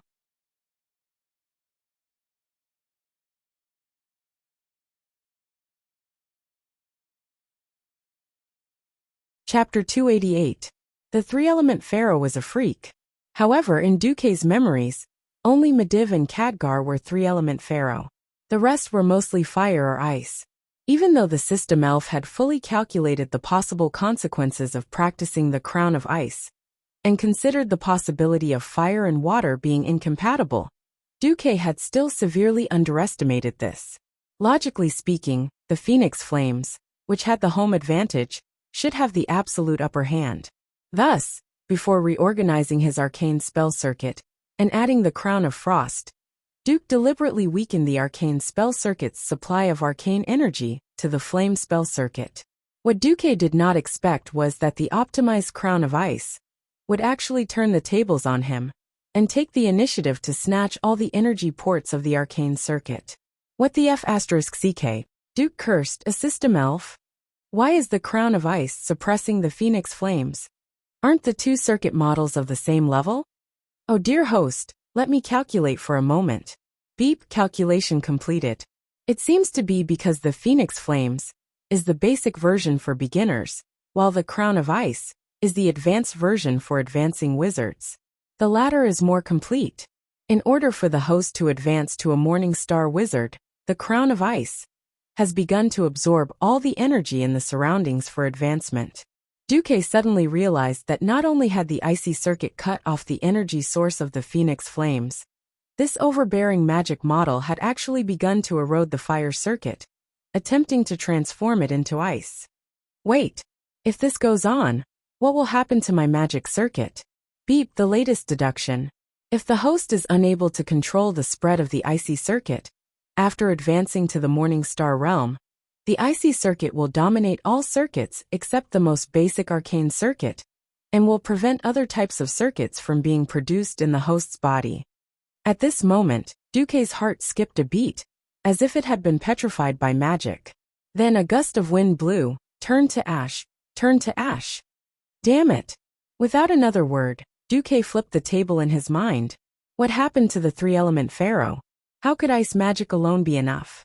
There was no good ending for those who were partial to certain subjects. Thinking back to history, weren't all the ice mages who specialized in the ice element beaten up in the end? Antonidas was pushed by Arthes. Kel'Thuzad, who had become a frost lich, was pushed down by 40 players. Jaina's defense of Mount Hyjal could not withstand Archimonde's frenzied attacks. No, I don't want a simple frost circuit. Then, I can only ask the host to enter his spiritual world and obtain complete control of the Crown of Ice. However, this is very dangerous. If the host fails, your soul may forever be trapped in the depths of your own spiritual sea.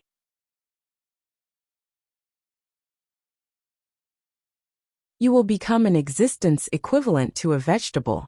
Whatever. Fortune is found in danger. This young master will risk it all. The next second, Duque's entire consciousness was sucked into a magical illusory world. Duque looked up at this lonely peak and was speechless for a long time.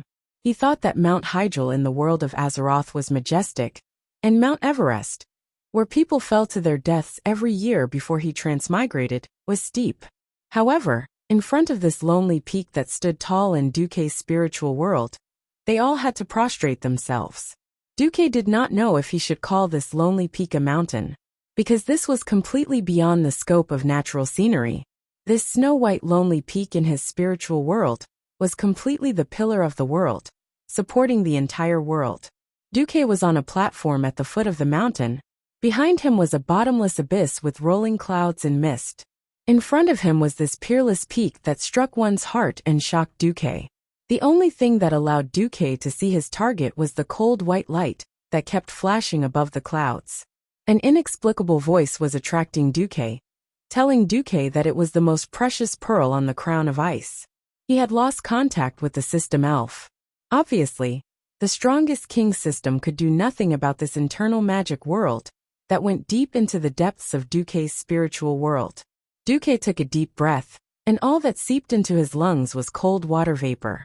Duque suddenly realized that he had to reach the top of this straight lonely peak. Otherwise, everything would be empty talk. But how was he going to climb up this mountain without any tools? Suddenly, he found that on the cliff of the lonely peak, there was a small opening at the top of every 20 centimeters that sprayed out water mist. Water mist. This is the spiritual world that the crown of ice created for me? This Duque suddenly understood. When he reached the edge of the platform, Duque said in a low voice, "Ice seal." The ice circuit that existed in an unknown part of his body suddenly rotated at a high speed, absorbing the surrounding cold aura and turning it into ice elements, gathering under Duque's feet. In less than 1/100th of a second, the water vapor that sprayed out, mixed with the ice elements, actually turned into an extremely stable staircase that stuck to the cliff of the lonely peak and extended out for about a meter. It just so happened that this staircase was actually stepped on by Duque. Duque looked up at the sky. If he followed the place where the water vapor sprayed out to make ice stairs, he really couldn't count how many steps he would have to make from here to the top of the mountain. However, Duque could clearly feel that in his body, or rather, in the body that he had imagined in the spiritual world, the reconstructed ice circuit was cheering and jumping.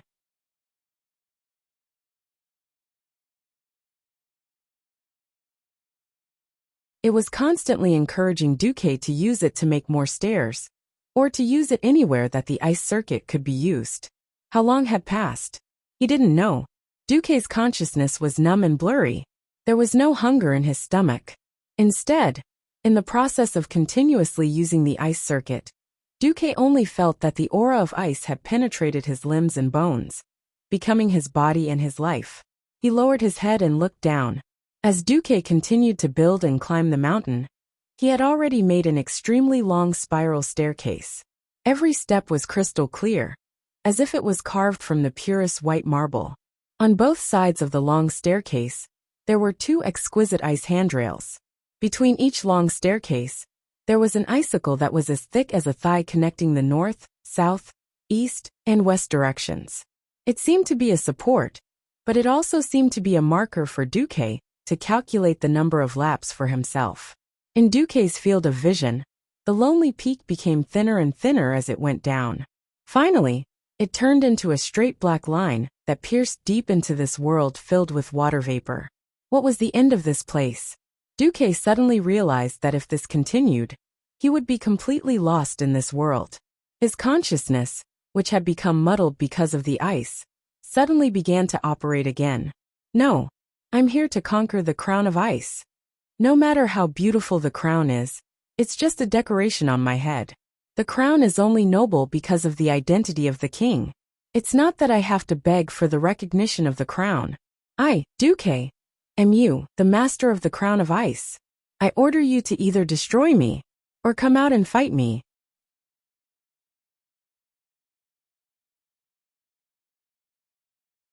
Chapter 289. It seemed to be responding to Duque's shouts, but it also seemed to be acknowledging that Duque had truly laid the foundation of the ice circuit, while continuously creating the stairs of ice. This cold world finally began to change. The white clouds that were rolling and surging under his feet seemed to have suddenly become violent. The movement that was like a gentle breeze and drizzle earlier became a turbulent wave. In the blink of an eye, the surface of the clouds bulged and formed a huge hill of water vapor. With a loud splash, the cloud layer that was supposed to be in a gaseous state suddenly turned into a liquid state in the blink of an eye. The clouds below turned into a sea that stretched to the horizon. Seeing that the sky had turned into the horizon, Duque was tongue-tied. Indeed, it was too stupid to focus on science or reason in the spiritual world. This huge lake that seemed to have as much water as the Lordaeron Mill Lake, next to the Lordaeron capital, seemed to have gathered together in just 3 seconds. A pair of incomparably huge arms, made of pure lake water, stretched out from the huge hill of water. Then, an eye that was even bigger than a carriage lit up on the huge hill of water. It was a water elemental that was even bigger than a titan. As the saying went, gentle as water. Sorry, this thing's temper did not seem to have the so-called gentleness of water at all.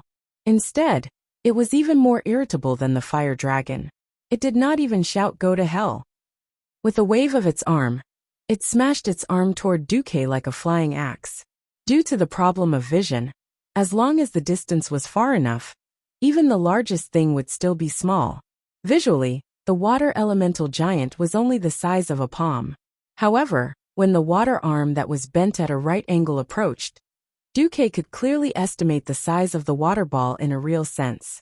He immediately cursed in his heart.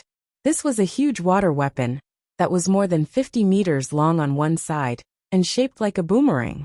Duque could not think of how to describe this thing, but he was extremely sure that even if this thing did not cause fatal damage to him in the first attack, it would kill him in the subsequent second attack.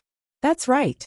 A drop of water was nothing to a human, but to an ant, it was enough to drown the ant. Right now Duque was that ant. As a water elemental creature, it would definitely drown Duque in its most proficient water manipulation skill. Perhaps some people would say, would Duque drown now that he was a spiritual entity? Duque didn't know, but Duque's intuition told him that once he was hit, he would be done for. Dodge. Was dodging useful? It was impossible to estimate how many water elements were born after the sea of clouds turned into water. In Duque's peripheral vision, there were water elementals in the shape of muscular men showing off their prowess on the surface of the water around him.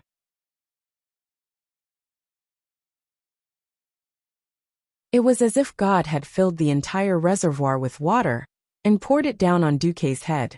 The impact of the giant water boomerang was even more frightening than the collapse of a mountain. At this moment, Duque flipped out. Do you think I'm a sick cat if I don't show my might? Duque didn't even know how many times the frost circuit in his body had spun. He only knew that it spun faster and faster. In the end, it became a shadow that the naked eye couldn't keep up with. Since this is the spiritual world, since Crown of Ice wants to test me and show me how powerful you are, since you as a magic circuit think that you can dominate such an awesome person like me, then show me your value. Duque seemed to be talking to himself, but also seemed to be putting pressure on Crown of Ice through some sort of declaration. Extreme cold wave. Duque punched the stairs under his feet. Instantly, an unparalleled cold aura formed a fan shape and blasted toward the water boomerang. The moment before the collision, the boomerang folded into a piece and turned into a flat, crescent-shaped water blade. However, after the water blade and the extreme cold wave collided, there was an earth-shattering explosion. This was the collision of water and ice. Water did not have enough volume to destroy or devour everything like a raging wave. Instead, it was the cold aura that caused the water to change first. The huge water blade was broken by the ice chi, and the water that burst out didn't even have time to pour down to form a waterfall before it was frozen by the ice chi into sharp icicles and shot into the distance. It went straight for the water elemental giant that had thrown its arm out. The icicles pierced through the giant and nailed it to the ground. This should not be counted as nailing it to death. This was because the cold aura turned the entire giant into an ice sculpture that was as huge as a mountain. The corners of Duque's mouth curled up into a smile of understanding. Since this can be done then, at this moment, the huge water elemental giants around him went crazy. They no longer attacked individually.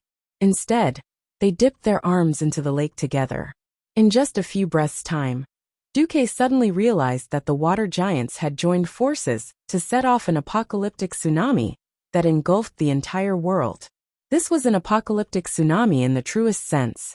From the surface of the lake all the way to the sky, the vast and invincible seawater occupied Duque's entire field of vision.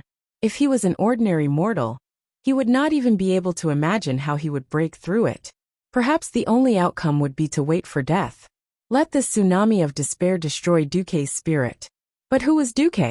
A transmigrator. He had seen countless disaster movies, seen the White House that had been destroyed N times, and seen the Statue of Liberty that had been smashed N+1 times. Would he take this level of intimidation seriously?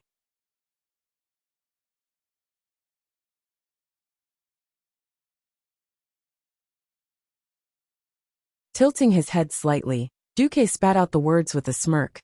Ice Age? The ice circuit had formed an independent small universe in Duque's body. The cold aura inside was constantly splitting and multiplying like atomic fission. From 1 to 2, from 2 to 4, from 4 to infinity. Duque merely stomped his foot, and a cold aura that was even more terrifying than the apocalyptic tsunami instantly swept the entire world. When the huge wave arrived, there should have been a loud rumble caused by the vast body of water. But now there was only the sound of rapid freezing. The white wave quickly slowed down and advanced. The huge wave that should have been like a black hole or a whirlpool was still advancing.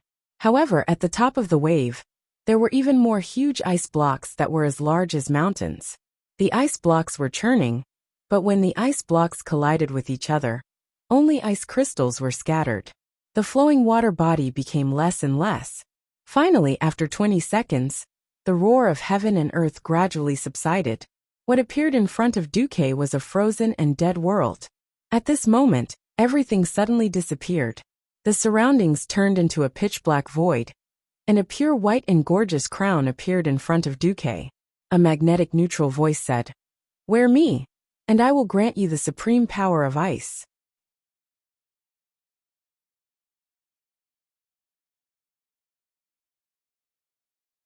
Chapter 290.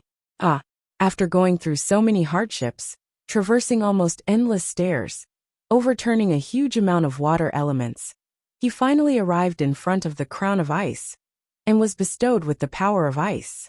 Well, if Duque was really born and raised in Azeroth, he might have eagerly put on the crown. Unfortunately, Duque wasn't. At this time, whoever wore it would automatically have the aura of a moron. Not only would it be a trap for himself, but it would also trap others. Oh, a demon from the crack of space and time. I don't know what you are. But if you want to trick me, it's too simple. Duque laughed coldly. That's right. The crown of ice was a magic circuit model, and it was impossible for it to have so many twists and turns. The only explanation was that something had snuck into Karazhan and was lying in ambush in this place with the most arcane energy, waiting for its prey to take the bait. It was very likely that it wasn't its main body, because if it was its main body, it wouldn't be able to hide from Khadgar and Duque's defense and alarm circles. But a trace of a soul was a different story. This was Karazhan, located above the crack in the astral plane. It wouldn't be strange for anything to sneak in. After all, Duque didn't have enough power and time to completely clean up this place. Fortunately, Duque had always been vigilant. In the next instant, the crown of ice suddenly had a master.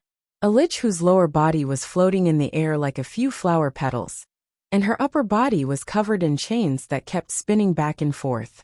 She wore a purple, black and red magic robe, and her skull was in the shape of a skull. She used her claws to wear the crown of ice. For some reason, this evil existence that appeared in Duque's spiritual world was a little familiar. Beside her, a group of warriors with purple eyes, wearing black and purple heavy armor, and a large group of people in purple and black robes, who were neither human nor ghost, all knelt on one knee and placed their left hands on their chest, showing their utmost respect to the current owner of the crown of ice. Mortal, you don't understand the power and terror of the Burning Legion at all. Do you think that temporarily trapping the great commander Sargeras will stop the Burning Legion from conquering the world of Azeroth? You're too naive. Nothing can stop the Burning Legion, not even the Creation Titans. Not to mention an ant like you. You have obstructed the Burning Legion time and time again, and you even intend to support the resistance to unite. You are seeking your own death. I am the daughter of Frost, the incarnation of death, the great dead speaker. 7 gigantic ice-blue magic circles spread out with her palm as the center. One was directly behind her, and the other 6 were distributed in a hexagonal pattern. As soon as she finished speaking, the magic array trembled inexplicably. Bang! Countless icicles shot out from the center of the magic array and pierced through Duque's entire body with ease. Duque was like a chicken wing waiting to be roasted, waiting for the Death Whisper Lady to judge his fate. Duke Marcus.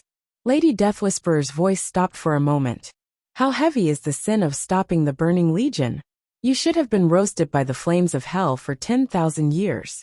But on account that you are young and ignorant, so I'll give you a chance. Submit to me, or your soul will suffer eternal torture. At this moment Duque, who was supposed to be dying, suddenly raised his head. There was an indescribable straightforwardness on his face, and his eyes flashed. Fool, if I'm really frightened by an illusion of your level in my spiritual world, I might as well drown myself in a bucket of tofu. Impudent. Lady Deathwhisper was furious. She summoned an iceberg and threw it at Duque. However, Duque did not even blink. It was as if he was waiting for the iceberg to crush him. He raised his right hand at lightning speed and grabbed the peak of the iceberg. The next second, the iceberg disappeared, and in its place was an ice-colored whip that extended from Lady Deathwhisper's hand to Duque's. I've caught you. Duke's face was filled with joy, as if he had succeeded. With a light tug, he tore the illusion into pieces. The terrifying collapse extended from the whip to Lady Deathwhisper, and even the believers and zealots around her. Oh no! Lady Deathwhisper let out an earth-shattering scream, and then she and her minions all began to disintegrate. Like a weathered statue, every part of their body, every cell, turned into sand and quickly dissipated into the void. At the same time, a strong fluctuation suddenly came from the void portal on the first level of Karazhan. An ice chain that came from somewhere inside Karazhan suddenly whipped fiercely, pulling out an ice-blue female demon that was 2 people tall from the void portal. Michael the Einherjar immediately drew his sword from his waist, raised it high and shouted, "Enemy attack!" At the same time, Duque's voice came from the Karazhan space. Khadgar, take care of her. As you command, Khadgar said politely, which was rare for him. Then there was the tragic story of a group of Einherjars, a Einherjar mage, and a boss named Curator, beating up another boss who didn't bring any minions and relied on them for food. Duque didn't care. He didn't even want to know why Lady Deathwhisper, the boss that should only appear in Icecrown Fortress in the future, suddenly appeared here. And why Lady Deathwhisper was now just a demon. The things that appeared in the astral plane rift had no logic or science to begin with. If he continued to investigate, he would only become mentally ill. When Duque found that he was connected to the system Elf again, the construction of the ice circuit magic model in his body was back on track and under control. Duque looked inside his body through the system. Now his magic circuits were finally starting to look decent. Each huge circuit had countless thin thread-like circuits. They were like a bundle of wires tied into a circle, and the countless small circuits formed a huge circuit. The 3 huge circuits of ice, fire, and arcane were like 3 connected rings. They were connected to each other, and had their own independent sides, but sometimes they complemented each other. Although Crown of Ice and Phoenix Flames could directly draw power from the elemental realm, they also relied on the most core arcane circuit to support them. Before practicing Crown of Ice, only the arcane and fire circuits of Duque were relatively strong. If he used too much ice magic, it would lose its strength. Now it was completely different. Now that there were 3 circuits, it was truly a trident. A surging and indescribable power rose from Duque's chest. This power was different from any power that Duque had encountered before. Not only was it stronger, more refined and purer, but it was also more independent. Could it be that this was a morning star? Chapter 291. Duque had already touched that boundary. For the first time, the boundary between a sky wizard and a morning star wizard was clearly presented in front of Duque. Duque knew that as long as he continued to push hard, this boundary would collapse in front of him. However, Duque hesitated. Not enough. Not enough. This was Duque's intuition. Some people said that intuition might not be reliable. As a cultured university student, Duque had once seen an introduction like this. Some people might feel that something is wrong at some point, but their rationality told them that there was nothing wrong. However, the alarm in their hearts would ring. Why was that? In fact, this was the brain sending out an alarm to the core of one's rationality, based on certain information from the past. The brain would judge that something was wrong from the visual and other sensory signals it received. For example, when thunder was about to strike, one's hair would stand on end, and one's scalp would feel numb. In fact, the brain had already sent out an alarm. If one still did not believe in this kind of intuition, one would be courting death. Now it was the same for Duque. The crown of ice was clearly fine, so why did he not continue? In his brain, alarm bells rang incessantly. Duque almost stopped the high-speed flow of the 3 magic circuits at the last moment. Stopping at the last moment, that he could stop the upgrade. System Elf, help me analyze this. If I want to fully unleash the power of the frost or flame circuits, will there be any problems? The System Elf replied, beep. After testing, there are no problems. On the current basis, the Crown of Ice and Phoenix Flames circuits can both unleash their respective effects perfectly. Wait. Something doesn't seem right? Wait. System. What if I want to unleash the power of the frost and flame circuits at the same time? Flame and frost are conflicting elemental abilities. It is strongly recommended that the host not use these 2 elements at the same time. I insist. Calculate it for me, Duque shouted. Host, this is not scientific. At this moment, Duque finally vaguely felt what was wrong. T. In this fantasy world, not every scientific principle makes sense. Mages have the awesome spell Frostfire Arrow. Beep. Beep. After simulation, host, your arcane circuit is unable to meet the output requirements of 2 top-level magic circuits at the same time, and there will be an unstable state. Beep. After calculation, you can only unleash 66.7% of the Frostfire Arrow's power at full power. Duque slapped his forehead, his back drenched in cold sweat. He must have been out of his mind to have forgotten about this. That's right, these 2 top-level magic circuits were complete. 100 points of fire was supported by 150 points of arcane circuits. Similarly, 100 points of frost could also receive this support.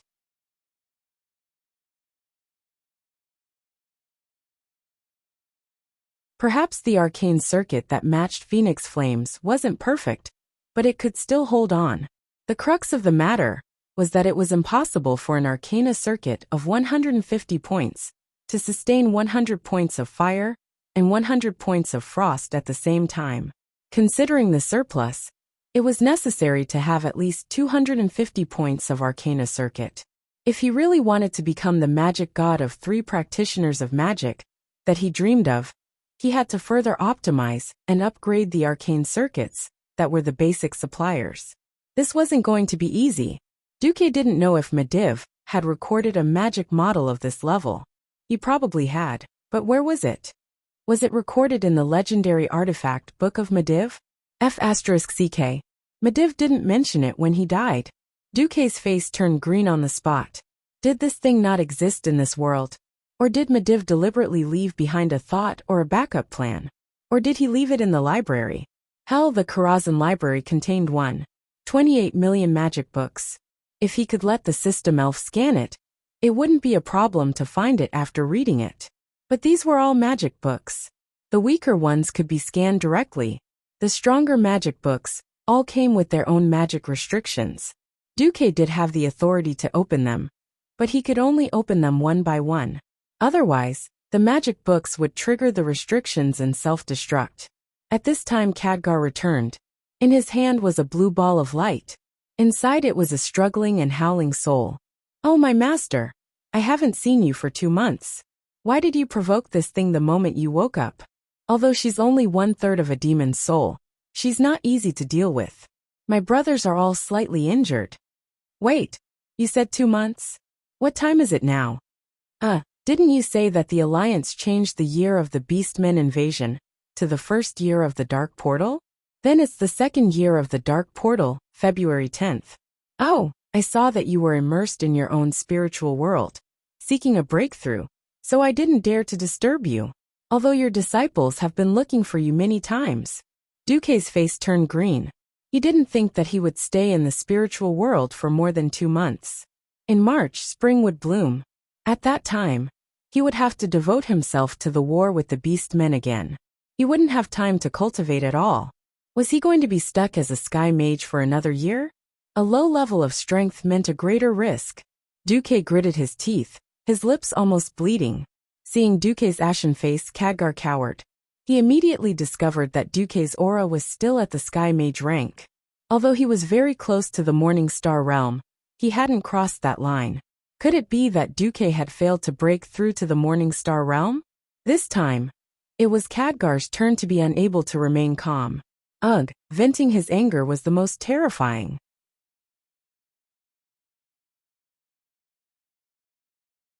Not daring to touch Duque's bad luck, Khadgar hurriedly said, Master, this fellow's soul is here. If you're unhappy, you can just roast her soul to vent your anger. How about I let you kill the imprisoned demon for fun?" Duke was amused by Khadgar's words. "Bastard, do you think I'm such an unreasonable person? If I want to advance to the Morning Star realm, I can do so at any time. This situation isn't ideal, so I'm just suppressing myself." "Oh." Khadgar patted his chest, looking as if he had been relieved of a huge burden. "All right, let me see if this fellow has any information." Duque stretched out his hand, using arcane energy to suck up a third of Lady Deathspeaker's soul. Duque couldn't analyze the information within the soul, but the system elf could. By repeatedly reading the Eridar demon language floating in the shallow layer of the soul, Duque finally found what he wanted. He was suddenly ecstatic. "Ha ha ha ha ha. Ha ha ha ha ha. Old Antonidas, you deserve to be beaten up by me. Ha ha ha ha." All of Karazhan reverberated with Duque's unbridled laughter.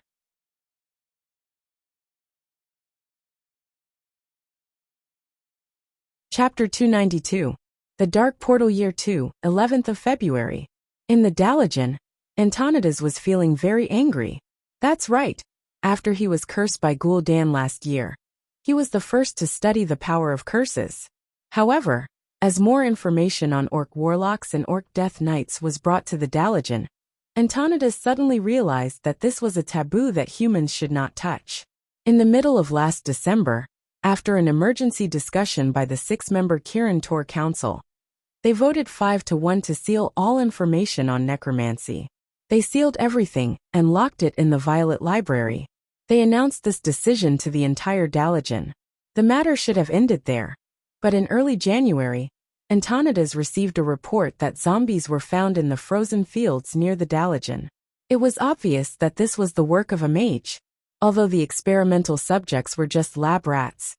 These zombified animals caused the farmers around them to feel very uneasy. It also affected the reputation of the Dalajan mages. Antonidas ordered the mages to investigate this matter thoroughly, but to no avail. There could only be 2 reasons. 1. The person who did this was so clever that he could hide from the surveillance of the entire Dalajan, and even the Kirin Tor Council. 2. This person was most likely a high-ranking mage in the Dalajan, who used his power to hide everything. In his office, Antonidas glared at his secret agent. Necromancy must be banned. It was very simple. Although the Dalajan also had a school of necromancy, the mainstream values of human society rejected the existence of necromancy. Therefore, it was inevitable that the mages who were obsessed with necromancy were incompatible with the values of the Dalajan. Antonidas could not ignore the opinions of the majority for the sake of a single mage's experiment. At this time, the guard brought news of Duque's visit. "Tell him that I'm busy." Previously, when Duque poached a large group of mages, he did receive a large number of unique magic books. However, they were all toy magic books with no practical value. There wasn't even a single valuable book that slipped through the net. There was a saying, "When the water is too clear, there are no fish." Obviously, Duque had gone through a strict selection process. Antonidas looked like he had been tricked, and now Duque was here again. The guard showed an awkward expression. "But Sir Marcus wants me to tell you that this is a matter of great importance to the Dalajan's 1,000-year reputation and survival." Antonidas was shocked. He had dealt with Duque before. Of course, he knew that Duque was not the kind of person who did not know what was important. If he could say such serious words, it could only prove that Duque really had something important to tell him in person. All of you get out and let Duque in. Soon, only Antonidas was left in the room. Duque pushed the door open and entered. Marcus, your information better be as important as you say it is. Otherwise, I won't forgive you. Of course, if you are a friend of the Daligen will definitely not be stingy in returning the favor. This was Antonidas' little trap. If Duque asked for a return, then it was definitely not a big deal. It also proved that Duque was not sincere enough. Duque waved his hand. It doesn't matter what the return is. What matters is what I show you. Look. Duque took out a soul imprisoned in a magic device. After quickly reading the information in the soul, Antonidas' face suddenly changed. She didn't mention who it was. This may also be a false accusation. No, it just so happens that I know who he is. Duque took a deep breath. Sorry, in fact, I have a talent, the talent of detect evil. When I first saw Mediv, I found that there was a powerful demon possessing Mediv. At that time, I kept silent because I had no evidence, and even if I said it, no one would believe me. Antonidas was silent for a moment. He knew about the battle between Duque and Mediv. Why was it that so many people could not find out that Mediv was possessed, but Duque found out? This was a mystery that no one had solved.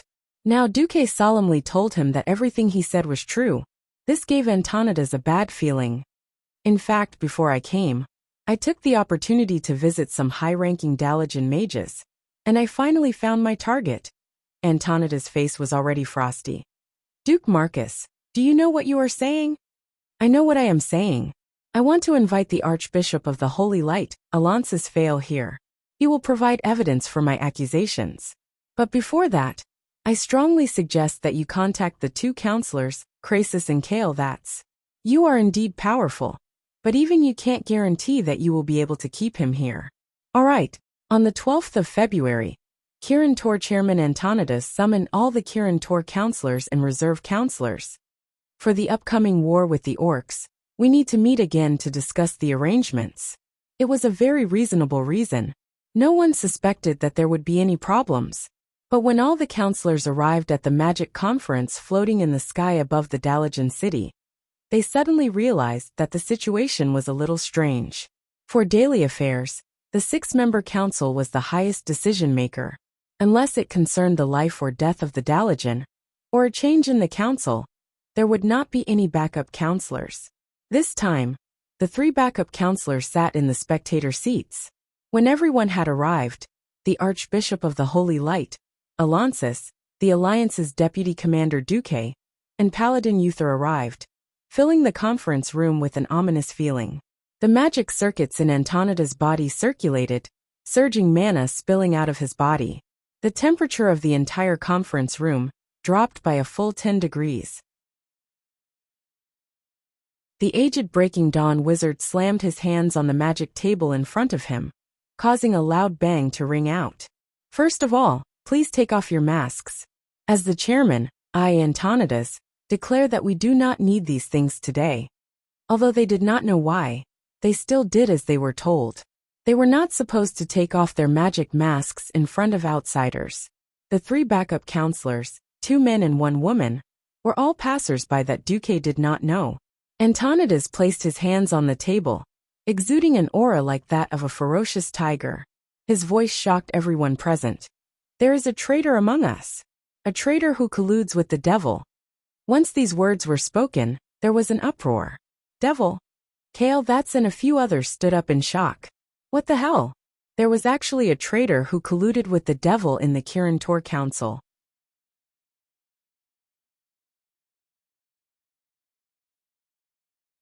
Chapter 293. In the Tirisful Council, whose purpose was to fight against the demons and prevent mages from casting spells excessively, all the counselors were selected from the Silver Moon Council and the Kirin Tor Council. It could be said that these 2 councils were the vanguard of fighting against evil and the stronghold of justice. Now, Antonidas publicly announced that someone in the Kirin Tor Council was colluding with the demons. Everyone's first reaction was that it was impossible. The next second, Everyone's reaction was, this could really be true. If it wasn't to fight against the demons, why would they invite the Archbishop of Holy Light and the leader of the Paladins? Enough. Let the facts speak for themselves. Antonida's angry beard calmed down a little, and he turned to look at the Archbishop of Holy Light. Archbishop Fail, please. Fail didn't refuse. Destroying evil is one of my lifelong wishes. Under Uther's protection, he walked to the center of the council hall and put his hands together. Suddenly, a dazzling, holy star rose from the Archbishop's hands, and the holy light spread across the entire council hall. However, 1 second passed, 2 seconds passed, 10 seconds passed, and nothing happened. There were no screams of the demons, no leakage of evil energy, nothing at all. Archbishop Alonso's and Uther were a little stunned. They had been informed by Duque and Antonidas, and that was why they specially came here to subdue the demons. Now there was nothing at all. A drop of cold sweat dripped from Antonida's forehead, and he couldn't help but look at Duque. It was because of Duque's exposure of Sargeras possessing the Mediv that Antonidas had almost unconditional trust in Duque. Now that there was a demon, but they couldn't find it, wasn't this a great embarrassment? Of course, Duque deserved to die, but his authority as the chairman would also be greatly weakened. For a moment, Antonida's relationship with Duque almost changed from trust to hatred. At this time, Duque slowly stood up and said in a calm voice, "There is no doubt that the demons are among us. I just want to tell everyone that times are advancing, and so are our old enemies, the demons. 10,000 years ago, would anyone have thought that the Demon King would stoop to possess a human guardian?" Everyone's body shook simultaneously. Indeed, everyone was a little unhappy that Mediv had tricked the entire human race. Duque's words made everyone even more vigilant. Duque spoke again. Curse. An entirely new form of evil. The Undying. It was a non-living form that he had never seen before. The appearance of these two things is exactly what we need to be wary of. Therefore, when traditional demonic techniques are no longer effective, Archbishop Fao, please research new detection methods. Even though Duque had yet to prove that he was wrong, the meticulous Fail, who never lacked a sense of justice, nodded in agreement. In the human heart, there is rarely absolute justice or absolute evil. Therefore, the demons used this to deceive the detection of the holy light and achieve the purpose of infiltrating humans to continue spreading evil and undying beliefs. Actually, Archbishop, all you have to do is add the holy light into the spiritual attack. Fazio understood immediately. With a flip of his palm, waves of holy light once again spread throughout the entire hall. This time, one of the counselors finally bent over in pain. The skin on Kel'Thuzad's poker face cracked inch by inch, revealing the pale, lifeless skin underneath. Even though Antonidas already knew the answer from Duque, he was still shocked speechless when he saw it with his own eyes. Beside Kel'Thuzad, Prince Kale, Thats and Krasis, who were already prepared, instantly opened up their defensive shields. One on the left and one on the right, they attacked together and blasted out more than 100 fireballs, shattering Kel'Thuzad's magic shield into pieces. At the same time, Wuther also attacked. The strongest paladin in history raised his hand and cast Divine Sanction. This broke through Kel'Thuzad's magic defense and directly hit his evil soul. The world spun around him. Kel'Thuzad didn't even have time to summon his evil creatures before he was struck in the face by Wuther the Fierce. Like a high-flying ball in a baseball, Kel'Thuzad's body flew up under the bombardment of the divine hammer. Unfortunately, he didn't fly very far. His body only rose about a meter high before he was bounced back by an ice wall behind him. That was Antonida's attack. He was caught off guard, and was completely caught off guard. In addition, Antonida's strength was not inferior to his at all. In fact, his strength was far above his. In the future, the Great Frost Lich, one of the strongest fighters under the Lich King, Kel'Thuzad, was now like a little girl being molested by a few strong men. He had no strength to fight back. He was stepped on by Wuther, his hammer pressed against his head, and his body was continuously sealed by Krasis and Kale. At this moment, Kel'Thuzad was no different from the most useless skeleton soldier. He also knew that he was definitely finished, so he let go of everything. Why? How did you know, Duke Marcus, that I gave up my life to pursue eternity? I only transformed myself into a lich last week. Even that female demon didn't know that I did it. She thought that I was just a degenerate with a soul. Why? Tell me. Why? Duque gently pointed at his own eyes. Just like how I saw through Sargera's possession of Mediv, I also saw through you. I have a pair of eyes that can see through the souls of degenerates who have been corrupted by demons. When the dust settled, Antonidas also walked forward. Kel'Thuzad, I've always thought highly of your talent. If not, I wouldn't have agreed to let you become one of the Kirin Tor counselors. I warned you, Kel'Thuzad. Don't carry out those forbidden necromancy spells. How did you do it? On the surface, you promised me, but behind my back, you were still secretly carrying out your necromancy experiments. When Duque told me, the first thing I thought of was you, but until the moment the truth was revealed, I only believed it. Antonidas' shoulders rose and fell rapidly. He turned his head, and there was an unconcealable sadness in his eyes. He looked at Fail-Weather and Duque. I'm sorry that such a thing actually happened in the Dalajan Kirin Tor counselors. I'm deeply sorry. For the sake of the Dalajan's reputation, please keep this a secret. Kel'Thuzad, we will deal with it, and we will definitely give everyone a satisfactory answer. Now it's time for the Kirin Tor counselors. That you're tuning in to the Li Mei's Sword of Destiny YouTube channel. We're so grateful for your support. And don't forget to subscribe to join us on this incredible journey through captivating stories. Your generosity through donations truly makes a world of difference, as it's the primary source of revenue that allows me to expand and enhance this channel for you. Thank you from the bottom of my heart for being a part of this adventure.